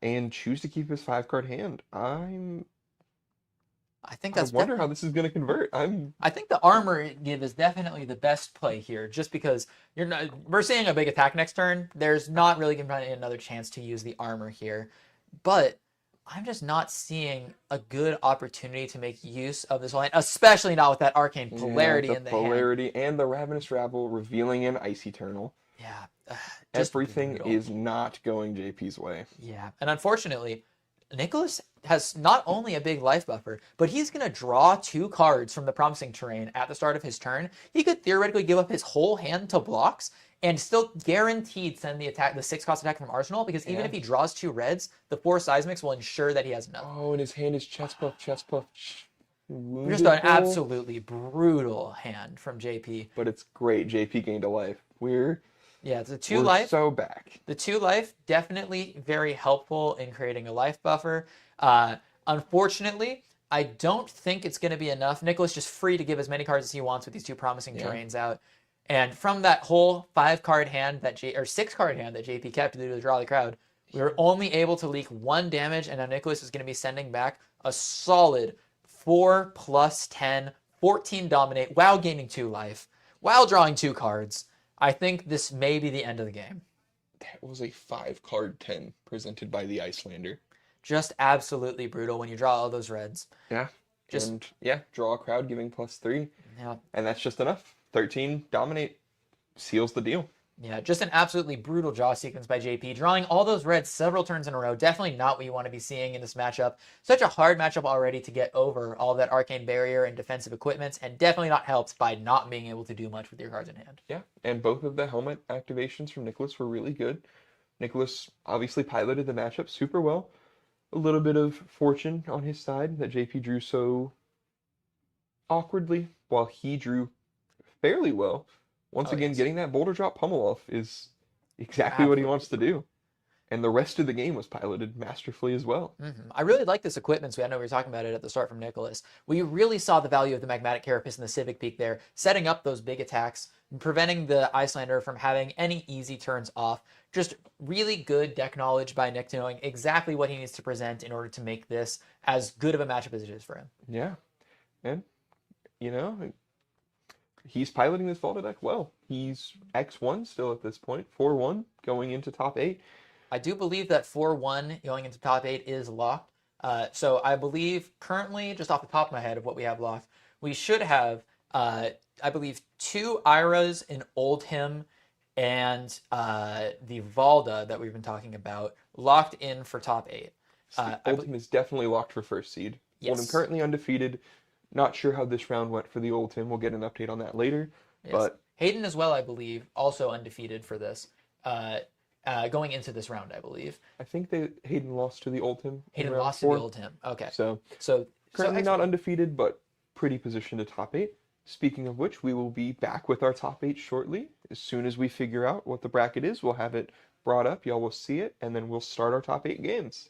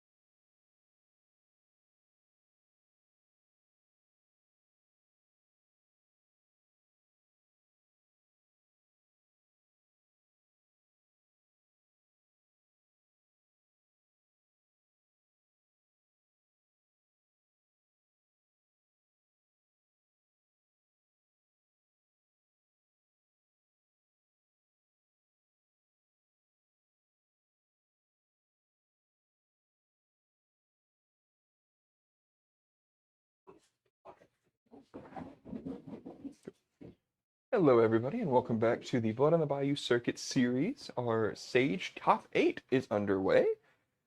Our Top 8 breakdown is very interesting. We've got a lot of cool matchups. We've got, I want to say, the 1st and 8th seed are, Oldhim and Phi. Then we have our 2nd and 7th seed being Ira versus Dromai. 3rd and 6th being Valda versus Icelander, a rematch of our 5th round of Swiss. And then the game that is on stream is the 4th and 5th seeds of Bird Cabrera on Icelander and Jesus Montillo on Phi. Very interesting matchup here. Obviously, we have the kind of more aggressive Phi deck trying to go wide on a lot of chain links, present a lot of really hard to block damage with a bunch of head jabs and the Phoenix Flames. And Icelander, who's looking to send all this arcane damage in tricky places and present frostbites that'll make it hard for the Phi player to fully execute their turns. Who do you think has the edge in this matchup? I want to say Phi, because if the Icelander's on the typical build, the one that we've come to expect, the one we've seen on stream a few times today, there's not that many ice cards for them to make the Phi's turns cost more. And the Phi can threaten 18 on a turn very consistently. Notably, I'm just noticing the lack of sleeves on Jesus' side. The lack of sleeves and the riffle shuffle will make a card gamer that's go feral, to say the least. But, deeply shocking. this is the $20 ticket to the World Tour. This is the $20 ticket to the World Tour. And we were talking earlier about if maybe the Fives are on the Kodachis in order to play against some of these Guardians, have a little bit more options. Looks like Jesus fully on the Searing Emberblade here, attempting to set up those chain links and send that big Draconic Sword into the opponent. Yeah, and I mean, as Bird is shuffling up, I see a few of the cards in their deck. We're seeing, the Voltic Bolts, the Frostings, what's the Photon Splicing? We've seen a Photon Splicing in there as well. So Bird might be on a more arcane-heavy style of this Icelander deck, not choosing to be like JP and the other Icelander players who have started to kind of build this physical damage deck. Yeah, and, Right. and notably, though, if we look at the equipment side here, Jesus has the Smoldering Scales in his equipment set. Not normally what these Phi players will run, especially if they're on the Tiger package that we can see. But this equipment, incredibly strong in this matchup, will block 2 physical and then eliminate the Frostbite tokens when they come up. Yeah. So in a matchup like this, where there's not as many ice cards, this will make even one less that Bird is going to be able to use to disrupt Jesus' board. Yeah, and we have the Mask of the Swarming Claw, which makes a lot of sense. This is actually a very real card in this matchup, because Spell Void 1 or 2 or 3 or however long it takes Bird to actually send off the spell is very good. It's forcing Bird to act early on the spells. Yep. Now, Bird being the higher seed, they do get to choose who goes first. What do you think the choice is for an Icelander? Well, I'm noticing that we're presenting AB1, and Icelander happens to have a lot of evasive arcane damage, so there is a chance that Bird wants to go first, but with the disruption, especially because she can get an arsenal of an ice card. However, Phi really wants to go second, avoid being able to use some cards of the hand to block and then send back with full tempo. So I think, presumably, Bird wants to go first. But it's definitely possible to go the other way. And it looks like the way Bird is messing with their hand, it does look like Bird chose to go first. And it makes, like you said, a lot of sense. I mean, we don't expect Phi to be on AB4. If Phi's on AB4, that'd be kind of crazy. Yeah. But, we AB1, yeah, I'm going to leak damage through if I draw a single spell. Yeah, notably, though, for Phi, playing generally a good amount of blues, we're not seeing them in this hand, but generally on a good amount of blues, attempting to swing that Ember Blade. And if there's no 1 cost in hand, that 1 can pay into the AB very well. Very efficient setup by Jesus. And it's looking like Jesus' hand, he wants to get one of these cards out of there if he can. It looks like he has 2 finishers. So he has a Compounding Anger. He has a... I'm going with the activation of the Crucible. So the hand is Lava Burst, Compounding Anger, I Rise from the Ashes, and I think that's and a Blaze Hedgehog. So it's, looking pretty good of a hand if we can get one of these finishers out of there. Is Bird going to give them the opportunity? Does not And look like it. I mean, you can still pitch to AB1. That's true, but we're going to be taking So, is that a red Voltic Bolt right It there? looks like a red Voltic Bolt to me, so we're 6 looking damage. like about 5 arcane after the... I think that's probably the best thing that you could see as the Icelander here going first. Just send 6 arcane across, deal a bunch of damage, and then put a good card in arsenal. Notably, Stir the Aether Winds kept in the hand, not put in the arsenal. Didn't get a good look at what the arsenal card actually is here. So here comes the Rise from the Ashes, giving the the Icelander player a window to respond. Yeah. Notably here, though, an important thing about Fi's hero ability is that the cost reduction will still apply to Frostbites as well. So if we're on Chainlink 4 and the Fi attempts to use the hero ability where there's a Frostbite out, it'll absorb the Frostbite and still not require pitch because it's reducing it by 1 additional extra. But it looks like we're just going to use that Phoenix Flame that we grabbed out with the Rise from the Ashes. Just send 3 go again right at the Icelander. Little Draconic Head Jab, makes sense. Our hand is actually pretty good, so we've got a blue in there to swing the Searing Emberblade. So it looks like we got a blue Lava Vein Loyalty. We have a Blaze Headlong, and a Compounding Anger as the finisher. So it looks like we're going 3, and then 3, and then 4, and then 5. That's a solid 15 damage 4-card hand. Yeah. And, I mean, Icelander starts at 18. That's a large portion of that. Well, notably, even if Bird does have some sort of ice card in the arsenal to present the Frostbite, currently, with everything that's on the board right here, he just has 1 resource floating, which means that even if there's a Frostbite come through, it won't be doing anything. Any ice card out of arsenal will just be damage here. Yeah. So looks like we're holding up to 2 Stir the Aether Winds in the hand for Bird. Definitely not the most convenient to find. Yeah, and, this hand is presenting a lot of damage to have 2 of those 2 blocks in here. Yeah, if you just take these, then you're going down to 3 life. Very threatening. Definitely going to present some blocks. Yeah. Blocking with the arcane, the photon splicing. The photon splicing. Yes. So choosing to save 3 life over Amp 1 makes a decent bit of sense to me. And then a 1 for 5 or a 0 for 5 finisher is strong. pretty good. I do believe we have a life counter error. It should be Bird at 11 right now, taking 1 damage from the Blaze Headlong. There we go. I think it looks like it corrected. Or potentially, I believe we're... Yes, there we go. Now we're back. Yes. So Bird's already at 8 after the first attack from Fi. Now, notably, the Fi did not arsenal here, choosing to send a 4-card 15, which really good. Oh, and we're playing the blue, waiting for the chain to close. Smart. So we can't spell void for it. That makes a lot of sense. That was a really, really heads-up play. Yeah. 5 arcane on the opponent's turn, and they only have the 1 AB. Very strong. It looks like we're sending another 6 arcane here. Very strong with the Voltic Bolt. Yeah. I mean, this is exactly what the Icelander wants to do to win this matchup.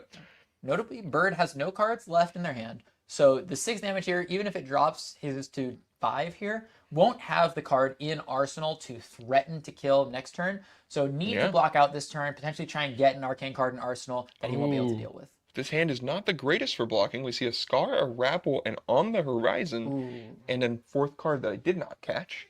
Hopefully there's a 3 block for this, because if we can convert the On the Horizon, probably looks like Ice Bolt. So Ice Bolt, thankfully, is a 3 block. And so... might have to give it here. It looks like... But it's looking like the Ice Bolt is the card we would want to arsenal, if any. I wonder at this point if you give up the On the Horizon and the Ice Bolt to block, and then you just send 4 into 4. That's a very threatening number. There's still obviously armor left. Yeah, there's a lot of armor left. And 4 into 4 is typically asking for 2 cards from his hand. Well, also, notably, if you don't have an arsenal, there's 4 armor block. Block 4 on the first one, take the 4, go to 1. There's no arsenal. You're not being threatened with an attack, and then you get to convert your full hand. Yeah. That could be very threatening. The armor comes in to cover up the 3 from the weapon. Very concisely. Makes a lot of sense. And we're following it up with a Cinderskin Devotion? Yep.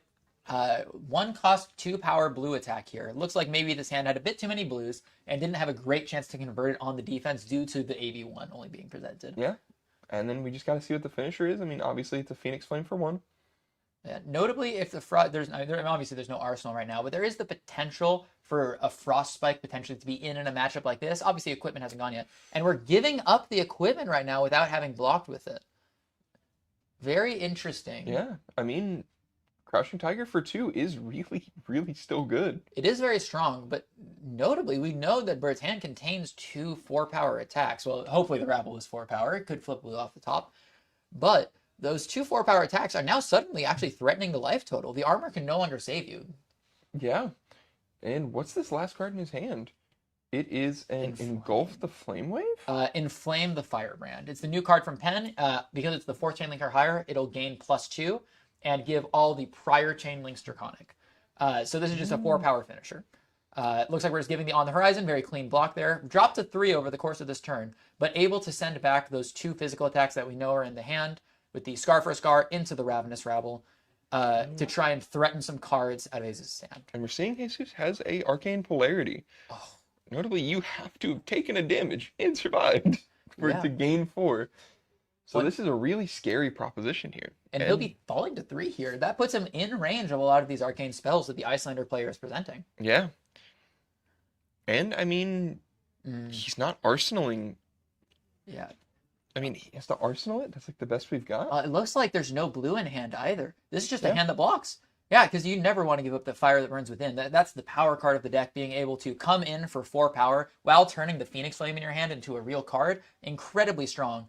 But having the block with it, just prevent the physical, and then we'll see what happens. Looks like we're seeing a Fyendal's Fighting Spirit, gaining Bird back 1 life, coming in as a 2-card 8. Yeah, I mean, can't ask for much more, and we're going to arsenal a spell more than likely, so we are giving Jesus a window to use this polarity if that spell goes in that arsenal. Is that a Frosting in the hand? I'm not. I might be getting the back of the sleeves mixed up for Bird.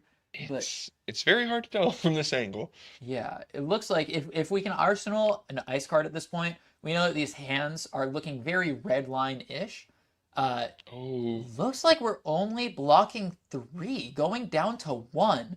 A very bold move, because any arcane spell here, even if you have the 1, if you send 3 arcane here, there's only 1 spell void on the first chain link. AB1 spell void 1 is just a death here. Yeah, and I mean, we have the Crucible activation as well. Maybe Jesus is trying to use the polarity to bait out a spell, like... but Blue Voltic Bolt will do it. No, we can still... no, it won't. We can still... Oh, no, wait. Can we not AB1 then spell void? Oh, Bird has snapback. Oh, okay. We didn't play it fully out, but they're finishing resolving the sequence right now, but Bird has the snapback and can still pay for the Crucible, presenting 6 or 7 arcane damage here. Definitely enough to get through the Spell Void 1 and the AB 1, and it looks like Bird will be moving on into the top 4 match. Yeah, and Jesus with a very valiant effort. Arcane Polarity just gone a little too late. It was drawn in a really awkward hand, and I mean, Bird presented 8 physical. Not getting the 2 life off of the armor might be what broke it, but Jesus wasn't really given a good opportunity to block with it. Yeah, importantly, I think the biggest deal here is that Jesus was at 1, and then Bird presented Voltic Bolt for 3, and then Snapback for 3. So theoretically, there are 2 opportunities for AB, so that's 2 and 2, and 1 Spell Void for 3 damage. Even if he had blocked with 2 armor, he would be exactly dead. That is fair, yeah. So, yeah, looks like I said, Bird's moving on to the top 4, where she'll either be facing Dave on Oldhim or Lauren on Phi, depending on how that matchup breaks down. And Jesus walks away with a 5th or 8th place finish, leaving with $80 in cash, so double the entry. Very much so worth his while. Yeah.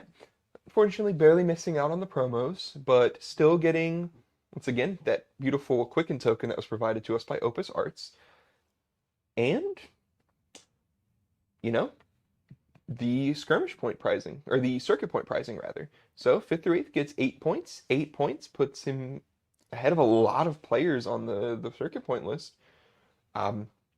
Fighting for that extra $2,000 in prizing that we're giving out. Yeah, it looks like going into this, Jesus had not been able to attend the first stage event, but he did get 6 points at the prior event. So with the 8 points here, that puts him at 14 total points, which, ignoring the fact that we haven't updated the rest of the standings, would currently put him in the top 8 with the current amount. Yeah, and the top 8 ends up with $100. He might be a little out of the top 8 after the rest of the players get their points from this event, but there's still 3 more to go. Yeah. There's still 3 more events for him to play in and end up with a large portion of this $2,000 per circuit point pricing. Yep, definitely something we're going to have to look forward to and something that we'll be keeping in touch with as we go on through these rounds. I think we'll be going to a quick break real quick to give the players a little bit of time to finish up the rest of their top 8 matches, and then we'll be progressing along to top 4.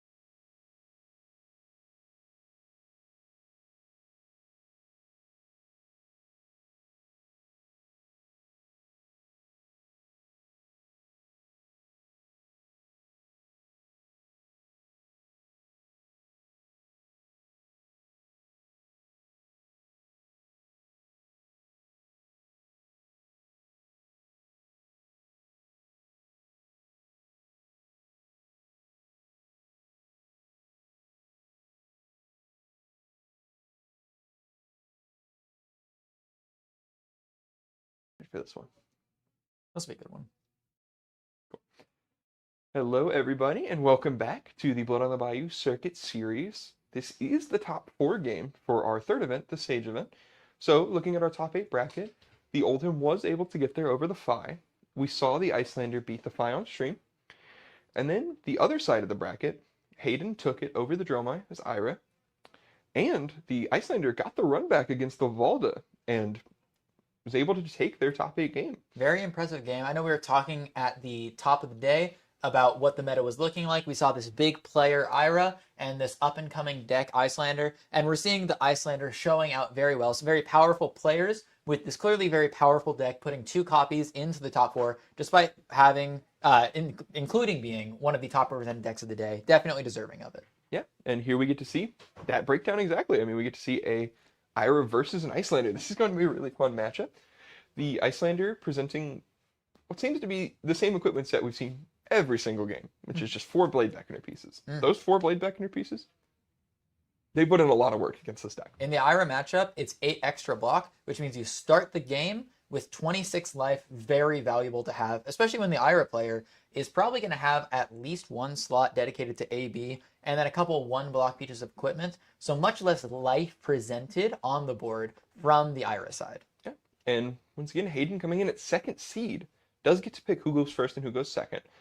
I know these two are teammates. They play together all the time. They do pretty extensive testing with these decks. I'm wondering to see, I want to see what they decide is the right choice as who should go first, who should go second, what both players want to do. And there we're looking at his unflinching foothold, which he has ripped in half for some reason. What? And then threw off the camera. So a little interested to see why JP did that, and also why their names are backwards. JP... A lot of great questions being asked, much like the game of Flesh and Blood, where it's a game of asking and answering questions. I think an interesting thing, too, we were discussing earlier about turn order, is that the Icelander player going first into a low AB hero tends to have a little bit of an advantage just because they can present some AB going first. The person who isn't representing much AB doesn't have much of a chance to filter their hand or prevent damage, and then the Icelander player can set up a nice arsenal and get things going for them. So I'd imagine that's the way this is going to go, but this is definitely a matchup that these two have practiced a lot, being representatives of the Adventure Begins. So, I guess we'll see what their testing has amounted to. Yeah, we'll see if the testing goes the way we expect it, which I'm personally leaning towards the Icelander gets there. We know that he's on a bit of more physical damage, which kind of helps when you don't have AB. It's kind of nice for you not having AB, but I do think that the Icelander should get there, all things considered. It could go either way depending on the way things work out. Obviously, there's less disruption in this Icelander list, but a lot of Ira's lines are very tight on resources. A well-timed Frostbite can deny an entire attack from the turn, which can really pivot things into the favor of the Icelander player. But if that doesn't line up, there's definitely a chance that the Icelander player can just spike a couple big attacks and just clear it out. Yeah, and I'm hopeful to see what they do. It looks like Hayden is presenting AB2 and Spellvoid X. Once again, the Spellvoid here is a little bit better than it was in the other matchup, because Hayden should get at least a Chain Link off before... Very much so. Oh, and Hayden deciding to let JP go first. JP sending out the Voltic Bolt. This may be the difference between AB1 and AB2. Presenting the AB2 gives you a better capacity for filtering out your hand and for preventing some of that damage, so you're able to take the tempo of going second a little better, especially if in these more physical heavy builds, they aren't capable of it. And, we're seeing a Scar for just 4. Oh, wait, looks 4? like there's a life discrepancy again. Oh, okay. Right. So I think Hayden took 3 off of the 5. Yes, that's what it was. Okay. Which means he's 1 lower, which means the Scarfer's gets perfect value. I was really scared this was a hand without go again, and we were just sending 4, and that would be a horrifying start to the game. I can see a blue right there. If he started with 4 instead of swinging a Kodachi... He's been on stream a lot, and it's been a very long day of playing games. There's going to be a lot of mental fatigue associated, but you wouldn't know it from the way he's playing. We're seeing 4 go again into 6 on this Kodachi, still with cards represented in hand. JP, after taking that first one, is seeing this attack representing almost half of his life total.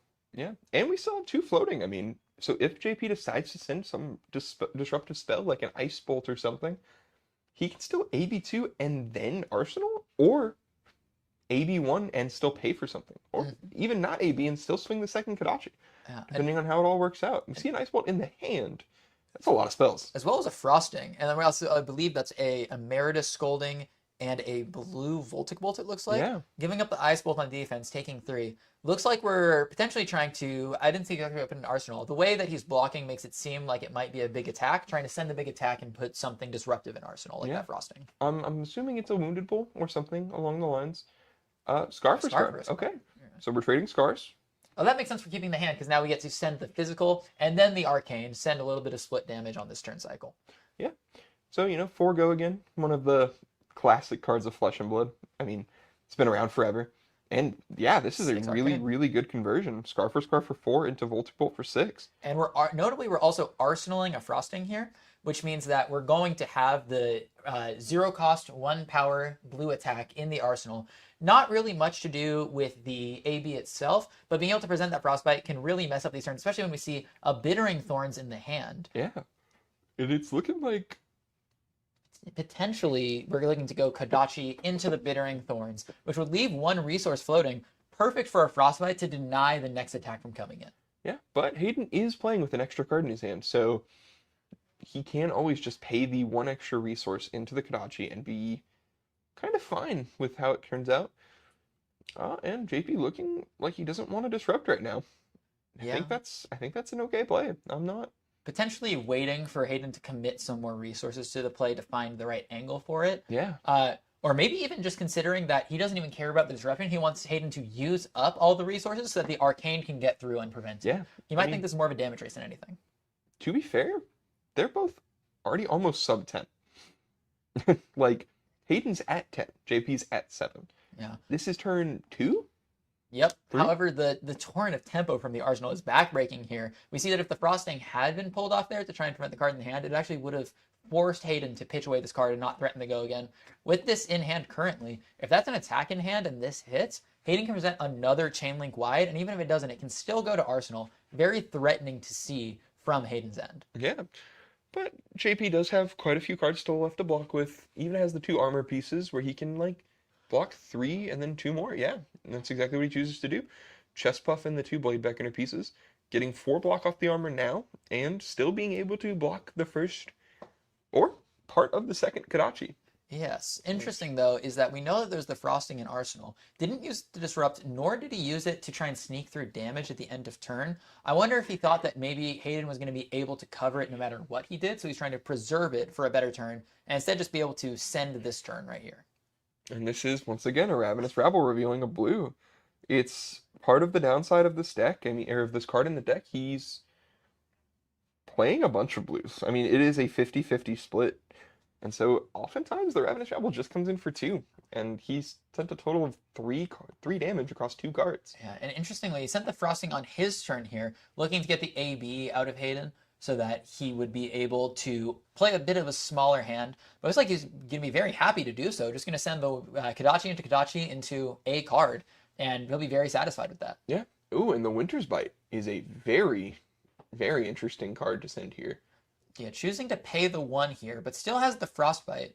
Looks like he's giving up. It was another blue in hand, using that to pay for the Flying Kick. Absolutely brutal. He did a great job of playing around those Frostbites there. Keeping the Flying Kick in Arsenal and knowing that if he had extra blues, he'd be able to play around it. Great play from Hayden here in overturn.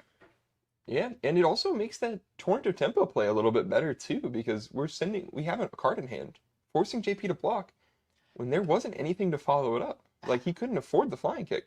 Yeah. This is looking really, really good for Hayden. Oh yeah, and we're going down to 3 here. Notably, there's only 1 Blade Beckoner piece that has any block left on it. Yeah. So we're not dead to just Kodachi this turn, but every attack after the second Kodachi will be threatening lethal, which is a very dangerous proposition when you only have 1 card in hand. But we see Stir the Aetherwind's going to be entering the arsenal after this Voltic Bolt for 4. If Hayden doesn't prevent all this, looks like he's taking the smart safe play, only taking 2. But even then, pitching 2 reds. This means that I think JP's out here is to find the red Emeritus Scolding plus Snapback. I see the Emeritus Scolding, but just not enough left in the hand.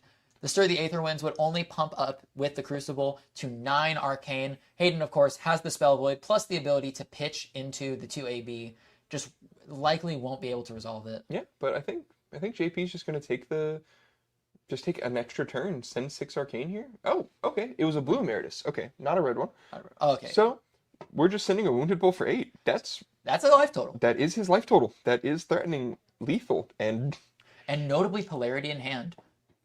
If we're trying to set up a tall arcane, this polarity might be rotting in the hand, but it might not make the difference. Life totals are high enough right now to where anything that is sent might be just for exact lethal, and even polarity for 1 can mess that up. yeah, and this isn't a lot of block either. We're blocking 3 cards, still taking 2. A lot of 2 blocks in this Ira deck, really showing right Yeah. here. A lot of attacks without go again as well, seeing that Humble as well in the block. Yeah, I mean, Humble looking for a scrap.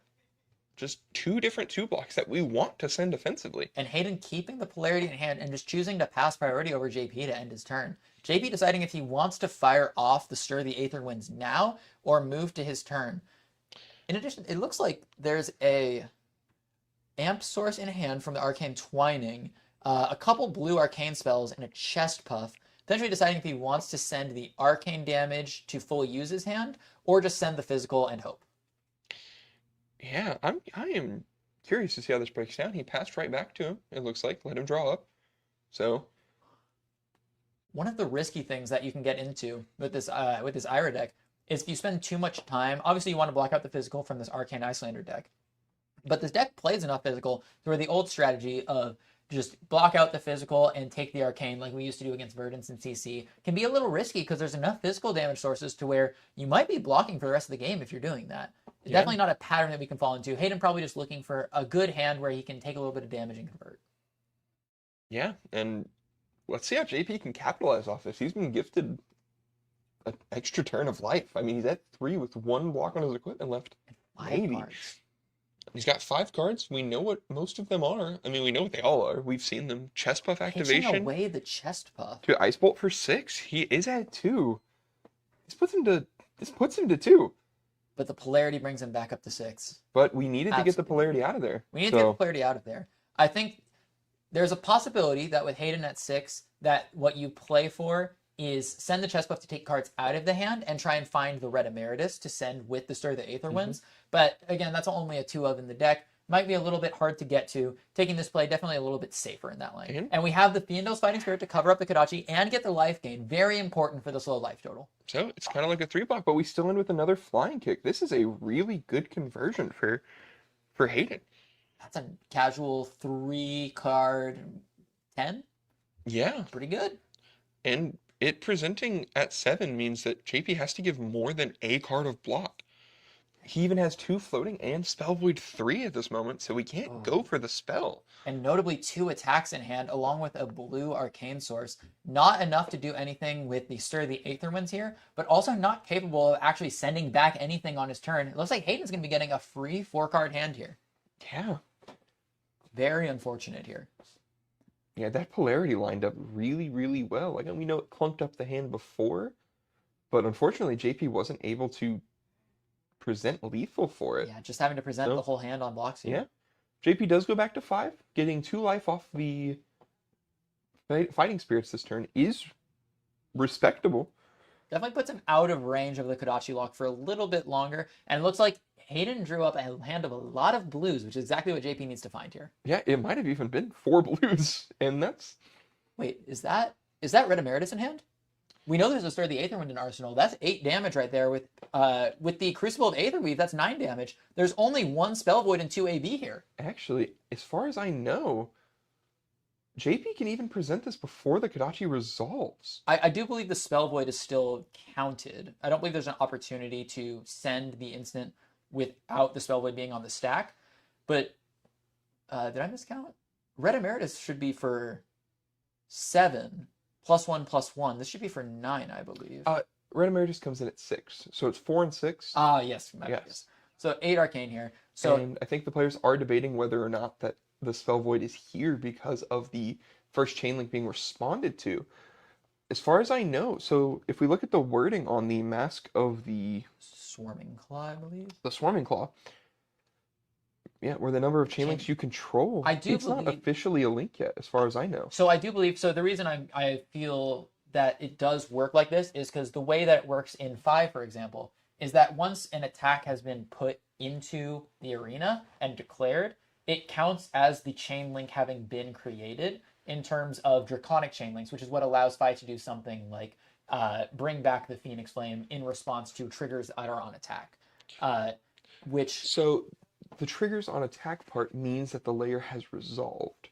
Because he can't respond, so you can't like play out a 0 for 3 and then before it gets to the point where it's even attacking, respond with his hero ability for 2.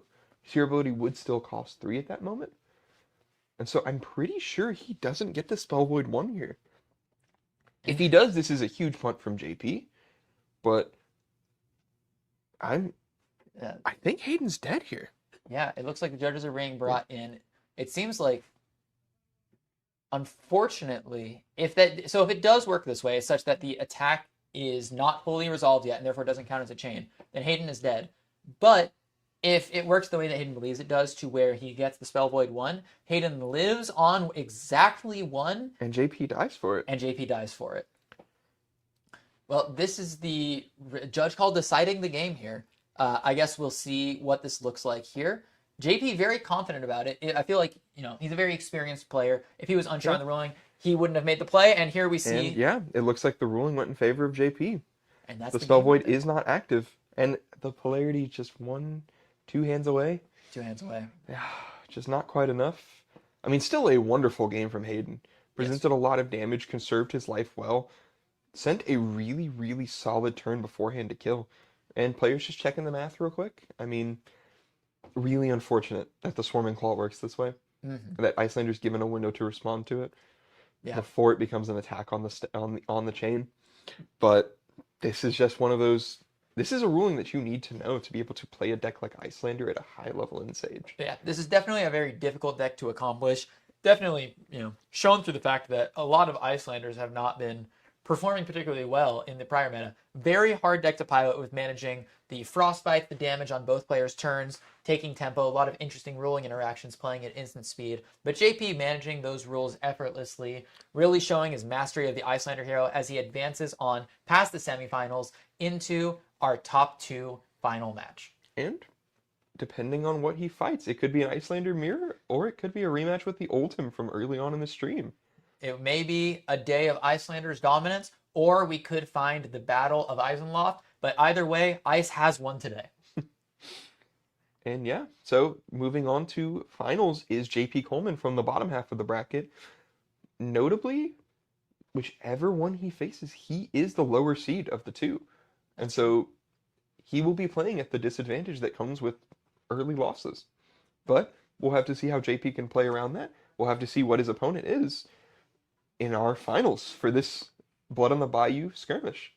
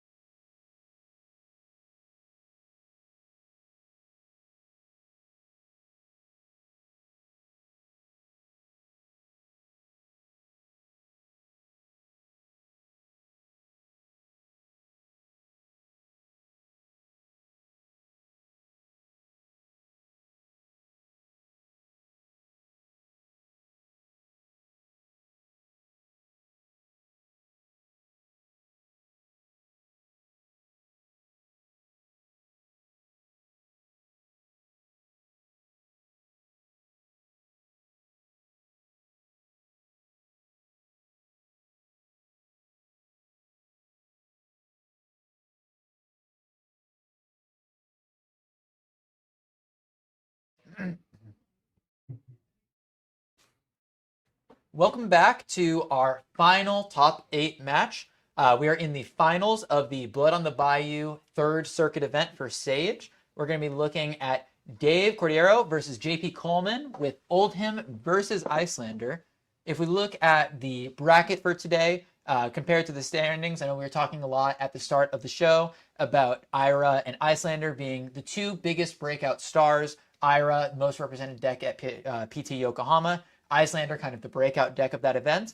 And here we're kind of seeing the result of that. Ira and Icelander both being well represented, showing off the power of this new deck. In addition, one thing that was pointed out to us, 0 KOs registered at this event. The premier boogeyman of the format, nowhere to be seen. Yeah, KO had a underwhelming showing. I mean, he didn't show up here, didn't really show up at Pro Tour Yokohama, and I think players are just kind of, they figured out how to beat KO, so why present him? I think it's a really interesting thing to comment about the format in general, because I think it's kind of similar to how Verdance was in the prior CC formats, where when Verdance is good, just like when KO is good, any deck that loses into them kind of gets pushed out of the meta, and then only the decks that are good into them remain. But if the only decks in the meta are good into you, why would you play that deck? Yeah. So now you can see the result of that, where we have a bunch of decks that KO doesn't really want to see: the Iras, the Icelanders, even to some extent the Phis, definitely the Valdas, and no KOs to be seen. Otherwise, they'd be eaten up by all of these top competitors, which thereby gives a little bit of space for these decks that KO is keeping out, like our 2 Dromais, the Oldhim player that is now playing in finals, even the Kanos that can sometimes have a really hard time with KO. Yeah, those Spellvoid 3 gloves are a nightmare in that matchup. They are horrifying. And he presents enough to kill you every turn. So, you know, I assumed Kano was going to have a little bit of a better showing today, but, you know, it's not like the bracket is much easier now that KO's gone for him. So, we're going to get underway with our top 8 game, or our finals here, rather. It is, once again, Oldhim versus Icelander. Classic. Excited to see what happens, see if JP made any changes, can figure out what to do in this matchup. Dave is taking down multiple Icelanders today. Yes, the top 4 match that he just won against Bird Cabrera was also the Icelander matchup. I went upstairs and took a look in between rounds. It was a very close game. Bird almost got there, but in the end, Dave's defenses just proved a little bit too much, and Bird got fatigued out. It's looking like I don't think Dave is going to make any changes. If I had to guess, that AB4 configuration worked out pretty well for him last time. Yeah, AB4 with a... Even though Dave was sending a bunch of the 3-for-7s, 3-for-8s, you know, 5-for-9s that he was doing, his intentions did still seem like he wanted to run the Icelander out of cards. We saw that in the top 4 match that wasn't streamed, and I think we're going to see it again here, just like you said. Like, Dave is just going to try and run the Icelander out of cards without taking enough damage to die. And JP needs to figure out how to break through this wall without dying first, because Dave presents a lot of damage. Yes, all those, that red disable that we saw featured prominently in a lot of these Oldhim stream games, definitely putting in a lot of work. And also, Dave here being the higher seed player gets to choose if he wants to go first or second. I would presume first, so that the Icelander player can't take advantage of perhaps a big arcane spell to try and leak some across. Yeah, and Dave drew a Arcane Polarity on turn 0. Very likely that card is heading to the arsenal, unless he absolutely needs to pitch it to something else. But even then, it's looking like, yeah, it's going to be Hammer for 4. Get an extra block card out of your hand, so you're not IPing 2 just to send 4. Yeah, this is looking good. A very interesting thing about, though, that we briefly discussed in the prior round, the Miller's Grindstone being presented here means that if JP decides to let the Miller's Grindstone hit, and it hits something like a Theondel's Fighting Spirit or a Wounded Bull, which it didn't here, but if it ever does, the hammer going down to 3 is big, because now your 3 blocks fully cover up the hammer, which is a very big deal. Oh, and we're starting our pitch stack off really well for JP. We started off with a red Emeritus to the weapon turn 0. This is exactly what we want to see. And he drew into the Timekeeper's Whim, so he can even end up arsenaling it here, deal 3 arcane damage, and send it to the bottom, right next to that Emeritus Scolding. Yeah, or within 2 cards of it. Yes. Ideally, I think we're looking to try and find a Stir the Aether Winds to put next to that red Emeritus Scolding, but it looks like we're just going to put the Timekeeper's Whim on the bottom, try and arsenal one of these ice cards, potentially leak some of arcane damage through Dave's defenses. Potentially trying to set up the red Emeritus Scolding for later to try and Ooh. combo with your Stir the Aether Winds. But we're seeing a Finals Fighting Spirit here. Not getting the heal, but just being a good 2-card 7 here. Yeah, and Dave's hand was actually pretty awkward. He had a 4-block, 2 of these red fighting spirits, and a 2-block Fruits of the Forest blue. And notably here, we're seeing something we didn't get to see in the prior game for JP. There's an energy potion in his hand right now. Definitely one of those Ooh. tools that he wants to set up to try and create these offensive overlaps that require a little bit more resources than you want to pitch away when you're setting them Yeah, up. and it looks like JP's Frostbite token was nerfed. He's not the Mountain Dew Frostbite anymore. A little unfortunate. And cleanly blocked 7 with an On the Horizon, keeping the E-Pot in hand. Wonder if he's just going to play it out or if he's going to put it in the arsenal and, try and bait Dave into something. I think that seems like the smart play here. Yeah. Well, of course, you can play it at instant speed, so Yeah, you can represent it at any point. So it's a pretty exciting idea to just arsenal it, and that's exactly what he does. He puts it in the arsenal, sees if Dave wants to play something like a Fault Line. We saw Fault Line come into great effect in the last time they played. So It looks like we're seeing 2 attacks in the hand, a Photon Splicing, and an Ice Eternal in hand right now. Just the Motor's Grindstone being sent on the other side. So it seems like we might want to either get rid of one of the blues, send the attack in, and arsenal after we get rid of that energy potion, or potentially block with one of the attacks and try and set up another arcane effect in the arsenal. Which do you think would be better here for JP? I think setting up the attack. Once again, we need to strip as many cards from the Ultim's hand as we can. The more cards we leave by just sending some measly arcane damage, the more likely the Ultim is to just send something back that we have to respect. Notably, Dave decided to use the Fruits of the Forest here instead of pitching it away. Important because now JP's Scarfer Scars were turned on. Prior, JP was at 17, Dave at 16. Yeah. Those Scarfer Scars would not have had go again, but now they will if he draws one from here. And notably, it gave JP an extra life off this Fighting Spirit. It was actually really well timed for him. Yeah, this is a great angle for JP. Just a little bit of extra value, and if he finds some Scarfer Scars, a little bit extra more value on top of that, which is exactly what you need in a matchup like this. Yeah. Dave deciding whether or not he wants to block with the shield. Once again, getting rid of this blocking equipment pretty early.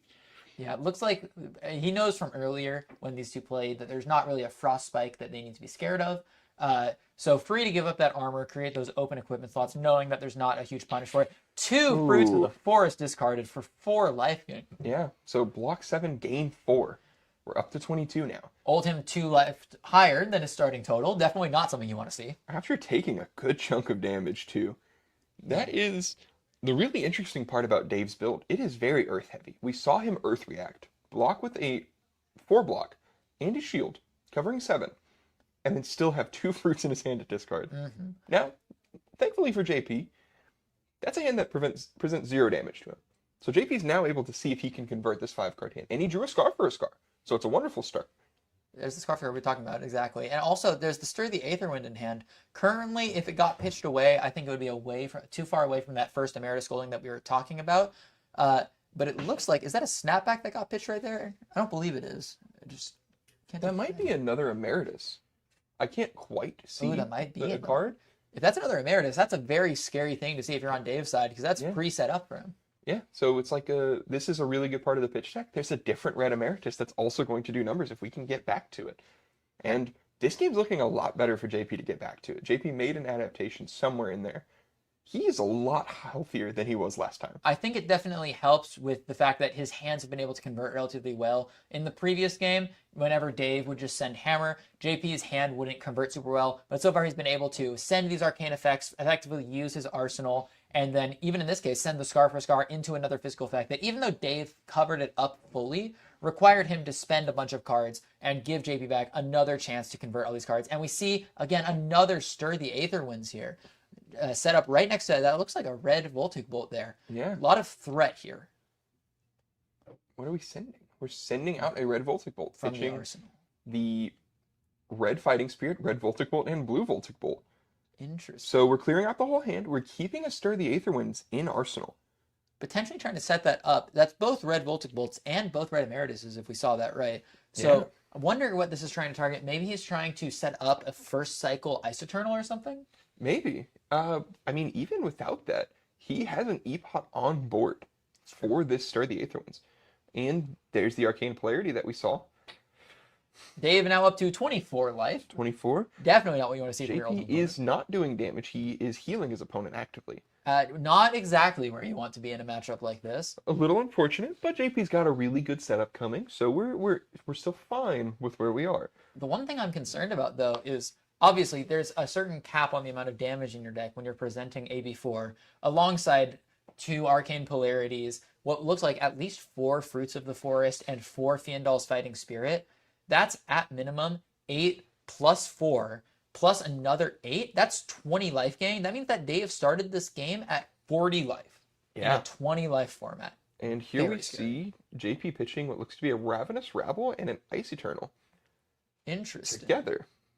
I think it looks like he's trying to set up for one of those go wide turns that we were talking about earlier. We know there's the Stir the Aether Wind and some of those big spells at the bottom. Potentially trying to set up something like Ravenous Rabble into a big arcane spell to tax his opponent's hand, and then on his opponent's turn send the big Ice Eternal while they don't have anything left to defend with. Yeah. And just hoping that doesn't come back to bite him. Having a Ravenous Rabble right next to a blue is never exactly what we want to see. But if he puts him down there, pitch stacks him the way that he should, it'll be okay. And even then, just activating weapon, clearing out another card from his hand, and trying to set up for a really good second cycle. Here comes the Colors of Aria. We saw this card do great work being pitched to the hero ability. And the last game they played. And notably, even when it's not being pitched to the hero ability, a 3-cost 7 in Sage, while not the best thing you can be doing as a 2-card combo, still very threatening in a matchup like this. 7 damage is a lot. Yeah. Now, thankfully, JP's been pretty conservative with his life total here. So he is sitting at 18. 7 is scary, but with a 1 block and the On the Horizon, take 2, go to 16, and we're still sitting pretty. Yeah, in a matchup like this, where sometimes the ultimate will just give up their hand, getting to convert that On the Horizon very effectively like that is always kind of what you want to be seeing. So very effective for JP, and he's able to set up his Blade Beckoner piece to cover up the Miller's Grindstone breakpoint the next time that it gets sent. Yeah. Looks like the hand is Chest Puff, a Frosting, and I believe that's a blue Ice Bolt. Which means that this is likely going to have to be an IP here, considering we know that Stir the Aetherwind's in the arsenal. Yeah. Or another pitch to the weapon. Pitching it away. Yeah, and I think that makes sense. Yeah, that hand doesn't look super amazing in the pitch deck. There's just a couple blue attacks, a couple blue arcane spells, excuse me. Not exactly what you want to be seeing towards the bottom of your deck, but can't really do much with it. Better to get it out of there than IPing the card that you don't want to keep anyway. Yeah. And here's a repeat of the last turn, Colors of Aria, pitching an Evergreen. So we're not resolving this Evergreen yet, but we are keeping it in the deck for later. Also importantly, Dave has not chosen to pitch deck his Colors of Aria. If he had thrown it into the pitch here, if my pitch tracking is right, he could have it lined up so that he'd have it to D-react with on the Scar for a Scar that we know has entered the pitch deck, which would potentially reduce the damage output coming from that turn, instead valuing the ability to send the 7 and preserve some other cards for later. Yeah, and this is really interesting. It looks like Dave has an extra card in his hand, so likely going to the arsenal. Or maybe it's a block card that just didn't convert well, but we'll see what happens. I feel like potentially if it was a block card, he might even overpitch to this Colors of Aria just to get it out of the hand. The Icelander sending the bull attacks, the 8 powers, the 7 powers, doesn't necessarily necessitate the yellow block, and you can still try and line that up with the Scar for a Scar or something that you know is in the pitch deck. Yeah, JP's hand looks like a Scar for a Scar with a couple of other cards that I can't quite see. Looking to block with maybe 1 card and try and set up a pretty okay offense to chip through here in order to put him at a life total that kind of dies to the combo he set up. It looks like he has the Wizard Remembrance as the leftmost card in his hand, if I saw that right. So another copy of Save the Thought in Save here? the Thought. I keep wanting to call it Scour the Thought. That's not the right card. Not quite. Yes. It looks like that's the card on the far left of his hand. I wonder what non-attacks he would want to bring back. There's no Red Emerituses, no Stir the Aether Winds. Potentially maybe even use the Stir the Aether Winds here just to be able to convert it, if I'm right about that. We'll see what happens, but yeah, it's looking like Scar for a Scar, Ravenous Rabble, and Is that Stir the Aether Wind? It- Or Save the Thought? it might be Save the Thought. If it is, this is just a really unfortunate hand. Speaking of which, Dave did end up arsenaling. So, and there's a Ravenous Rabble for 2, as we've seen very often today. It's the danger of when your deck is I'm not exactly sure on the ratios. I would have to guess it's probably about 50-50 It is on blues and exactly reds. 50-50. Yeah, and that's And- not exactly what you want to see there. Just pitching it away. Save the thought has been pitched to the weapon. That's Get never that what out of the hand. That's never what you want to see though. 6 physical from 3 cards in hand. Not what you want to see to convert. Still preserving some deck value, but just not a threat to Dave at all. Going up to 25 life here. Just absolutely not threatened by anything going on right now. There's another fruits that's hit the graveyard. This is not a great position for JP. Yeah, it looks like he's going to be given the opportunity to convert that hand. And I see a snapback and an Emeritus Scolding in there. 2 very powerful cards. He could be potentially... I believe Dave has already passed through the turn, so he's not resolving the Stir of the Aether Winds here. Yeah. So we'll see what he does with his hand. It might just be a, activate weapon. Discard Amp 1 with the twining. Okay. And then play an Emeritus for 4? I believe so. Yeah, that looks like Blue Emeritus, I believe. That is a Blue Emeritus pitching a different Blue Emeritus. That's a little unfortunate, but it's not, once again, not a bad stack. This should be for 3, right? He also discarded the The Arcane twining. Twining. Yes. Yes. So the weapon plus twining plus the spell. And Dave takes a damage off of it. Interesting. Does he have the polarity here? No, he's just...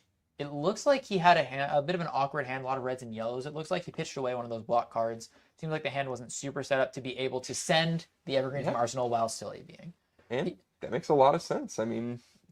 He's at 25 life. He can spare 1. He can spare 1. This matchup is pretty tight. I know the top 4 game that they played, Dave ended up living by exactly 1. So we'll see if this one is the damage that bites him. But so far, it's... Definitely looking rough. JP falling to, I believe, 10 here? I think that might be... Should be 11. I want to say 11. He but... was probably at 13. Oh, no, it was 10. Okay. Yeah. Just taking 2 over the Evergreen from the 3 block. Unfortunately, it looks like the hand is still a little stuck again. Yeah, Wounded Bull, we're going to keep the Emeritus unless he chooses to pitch it, which would make a lot of sense considering how he's been playing this matchup so far. Is that a red Emeritus? I think it is. I'm curious. I do believe Dave didn't have many cards left in his hand. I wonder if just the resources didn't line up to use the Stir of the Aether Winds that was in Arsenal.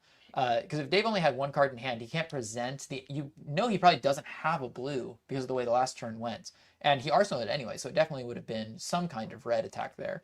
I wonder if that was maybe an opportunity to send the red Emeritus for 8 there and Arsenal the attack. But Dave just taking the physical attack there and keeping the hand, I wonder what that could mean. It's interesting. And JP didn't pitch to the weapon.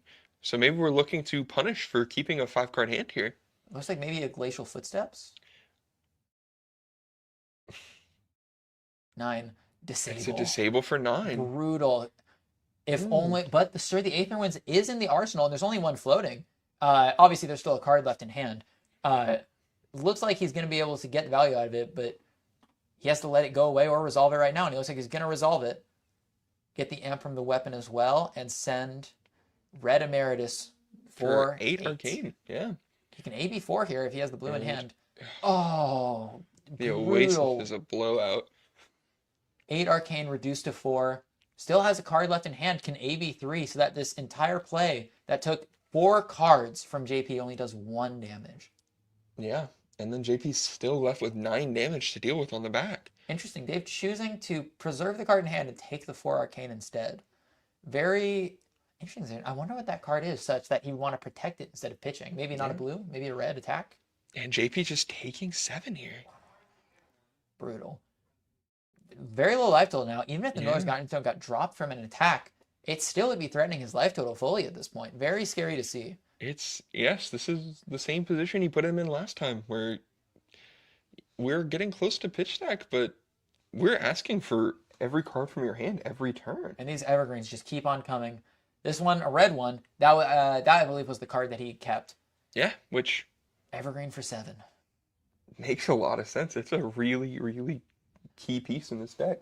Yeah. But it is looking like the pitch deck there is a red Evergreen and a Clash card, or a yellow Clash card. So the stack will be Evergreen, Evergreen, Clash card. I'm worried that we might have been making it to stack at this point. With JP I don't think we are. With JP at 3, this Evergreen is demanding 2 cards from his hand. And we know that the Red Emeritus, we still have the Save the Thought. but we've lost one red emeritus, we've lost two blue emerituses. We've gone through most of our physical attacks at this point. I believe there's a rabble left in deck and a scar for a scar. And I believe there's one red Voltic Bolt left. Other than that, I think we're running low on damage sources that can exceed the AB4 that's left for Dave. Yeah, it's once again not looking great for JP, but we'll see how he breaks out of it. His hand looks like a Fendel's Fighting Spirit, so that might be enough blocking with. Oh, is that two red Voltic Bolts, or is that a red and a blue Voltic Bolt? He already sent one red, so it's at least one blue. I can't see. I know. Oh, we're at the pitch deck. The red and the blue are pitched next to each other, Yes. so that's the last red Voltic Bolt. Yeah. Fruits of the Forest here is brutal, putting Dave up to 14. I believe that's the last Fruits of the Forest in the deck, unless he's playing yellows. It should be, but There's always room for surprises. Looks like we're using the E-Pot now just to send the Wounded Bull in the deck with the the Finals Red Fighting Spirit. Emeritus, yeah. The Red Emeritus. Which I think JP just needs the life at this point, and I don't disagree. can't say that it's a bad play. It makes a lot of sense. Do you recall what's in JP's arsenal right now? I cannot, no. I'm not exactly sure. I feel like it's not a Stir of the Aether Winds, or else I feel like there would be more incentive to keep the Red Emeritus around. The Red Emeritus or the Energy Potion. Both of those cards are very good with the Stir. And it makes me wonder if, because this is what we ended up using it for, maybe we should have used the E-Pot on the Stir of the Aether Winds turn. Just to preserve a little bit more life on that red Yeah. disable. Yeah, Put us in definitely a scary. different position. But To be fair, on that turn right there, he had to block out so he didn't die. If he didn't have the E-Pot, he wouldn't have been able to do anything there. Yeah. So definitely profitable. and there's a second Ravenous Rabble for 2. So scary. We never want to see is- that. It seems like we're at that hand with the Ice Eternal, but there's just no Frostbites to even threaten the Ice Eternal with at this Yeah. point. This might be just Ravenous Rabble into 3 Arcane. Just not good enough, I don't think. Yeah, and he Earth reacts to prevent it. Oh, is that Prevent a the 2 from red the Ice physical? Bolt? Oh, that's 6. Okay. It is. So we're at least sending slightly more than Yeah, it looks like we're going to AB3 here. Oh, Ooh, and brutal. another Cover up the Oasis. whole 6 with Yeah. the Oasis. So we AB2 to Oasis, still get to keep 2 cards with, once again, JP being at 3. And he has 9 cards left. 4 in his hand, 5 in his deck. It looks like the only resources left in order to get the kill. I've counted 2 Ice Eternals. I believe there is no more red Ice Bolts. There's no more red Voltics. There's 1 red Emeritus with the 1 Stir the Aether Winds. Yeah. But overall, I think that's just barely short of Dave's current life I total. think, I know we have the Save the Thought, but how are we going to resolve the Save the Thought and do anything? I think what I fear might happen here is JP is waiting for something like this, a hand where he can block 3, give one of the pieces of armor, and then resolve the Save the Thought with another thing that takes some cards out of Dave's hand, gives him a little bit of breathing room to try and resolve these last few arcane effects in order to get across the finish line. Yeah. Looks like we're considering the blocks here. There's a Frosting, the Red Emeritus we talked about, the Snapback, and I can't see what the last card is. Is it the Save the Thought here? I think that is the Save the Thought. So there's Frosting, Red Emeritus, Save the Thought, and I think that's Blue Emeritus, actually. It might be blue. I think he pitched it for he the pitched other the Blue red Emeritus. for, the Blue Yeah. Emeritus on the previous turn. Or So, for the Fighting Spirit on the previous turn. yeah, so it really depends on what the arsenal is here. The Snapback, I don't think will get much use here unless he's able to send an arcane spell from his arsenal right now. Dave currently, 1 card in hand. So JP has the ability to send an arcane spell from arsenal, and the Snapback can potentially create some sort of overlap. But without the strength of Snapback plus Stir the Aether Winds plus Red Emeritus, I don't think he'll do enough on this to meaningfully be able to impact the life totals. I think so. And at this point, like we said, JP's out of attacks. So this Miller's Grindstone hit is just a free amount of life for Dave. Notably, though, I think the Miller's Grindstone hit isn't necessarily the worst thing in the world. A lot of the blues left in the deck are kind of not super useful, especially if JP's patching so closely. That card, for example, helpful, Timekeeper's Wish, but with Dave's AB4 presented, just not a real threat, just taxes Dave 1 card a turn. Not super relevant for this endgame move. Yeah, and unfortunately, I think JP did just have to go for the line where we block with the last 2 pieces of equipment because Dave might not send another hammer swing this game. Yeah, We have to strip his whole hand for the next few turns and deal 16.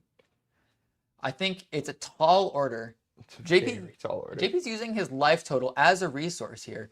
Thankfully, the exact right amount of armor to go to exactly 1 here, but as he ponders the hand, he's trying to figure out how to line up the snapback with the other things, and it just looks like it's not quite working out on this turn cycle. So he lets Dave keep the hand. Dave chooses not to arsenal. Potentially a yellow 4 block. That's exactly what I'm thinking. And yeah, we just have to see if he can do it. I think. So again, presenting 16 through a 4-card hand is a lot to ask for. Yeah, and what are we using here? Looks like we're playing ending the yeah. snapback. Okay, snapback for 4 is not more than the AB he is presented. I wonder what the plan is here, because snapback is how you set up the overlaps in order to get over these life total discrepancies. I guess maybe just trying to set up the save a thought, get back the snapback. Yeah, he needed to strip a couple cards out of his hand, but it looks like what he's trying to do, because there's only I believe 3 cards left in the deck. No, there's 4 cards left in the deck. So shuffling in those 3, he's trying to get it so that he can arsenal the Stir the Aether Winds and then draw up the Red Emeritus with the snapback, present 8 Arcane into 3 Arcane, 11 Arcane. Dave can still AB it all, or AB most of it, but it's the most he can do at this point. Yeah. And the Ponder token kind of doesn't do anything because he still has that card in Arsenal. We know it's not a Stir. Do we know it's not a Stir the Aether Winds? I feel like we haven't seen the second yet. I haven't seen the second in a while. It might just be the Stir the Aether Winds. But sending 7 is... Yeah. JP just packs it up. There's no way for him to kill here. Yeah, 2 Red Emeritus, 2 Ice Eternals. And it was no the way to Stir. block effectively. But yeah, Dave, I mean, a masterclass on how to beat this matchup.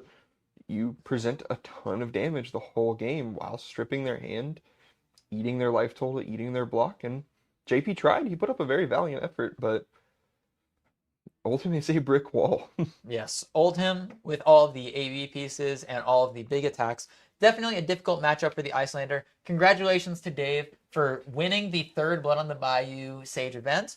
He'll be getting points towards the circuit, as well as the prize breakout for 1st, as well as the marvelous Marvel Adult Bolton. Young Bolton. Young Bolton.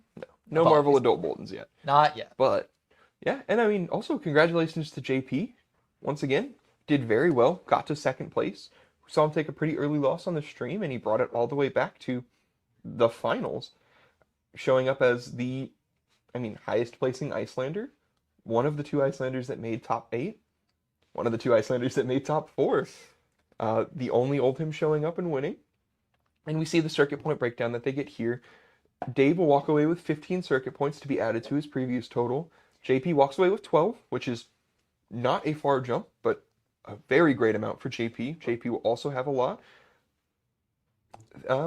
And on top of that, they're building up a really good record to get to this $2,000 prize pool. Well, not to mention, JP's going to walk away with $180 and Dave with $250. Definitely a good winnings from today. Also, if we look at the bracket right here, JP was already in 2nd place for the circuit with 10 points from CC and 8 points from the Sage event with 18 total points. After walking away with another 12 here, he's going to be sitting at 30 points, which I believe will put him solidly in 1st place. I think so. But if I remember correctly, Dave also did pretty well at some of the other events. He might not have done super well, but he might have. He at least showed up. So I know he has some semblance of points. Yes. I don't know if it's enough to rival JP. JP has top 8 at multiple of these events. Dave currently, I believe Dave was unable to attend the 1st Sage event, and at the CC event he accumulated 2 points. So this 15-point jump will get him to a total of 17, which without the current update will hit him at solidly in 5th place in the circuit. Wow. A 1st place win is a lot of points towards the circuit. Yeah, and this is what they've been working for, and this propels him into the competition. Yeah, he fought back, missing out on the first 2 events and doing well.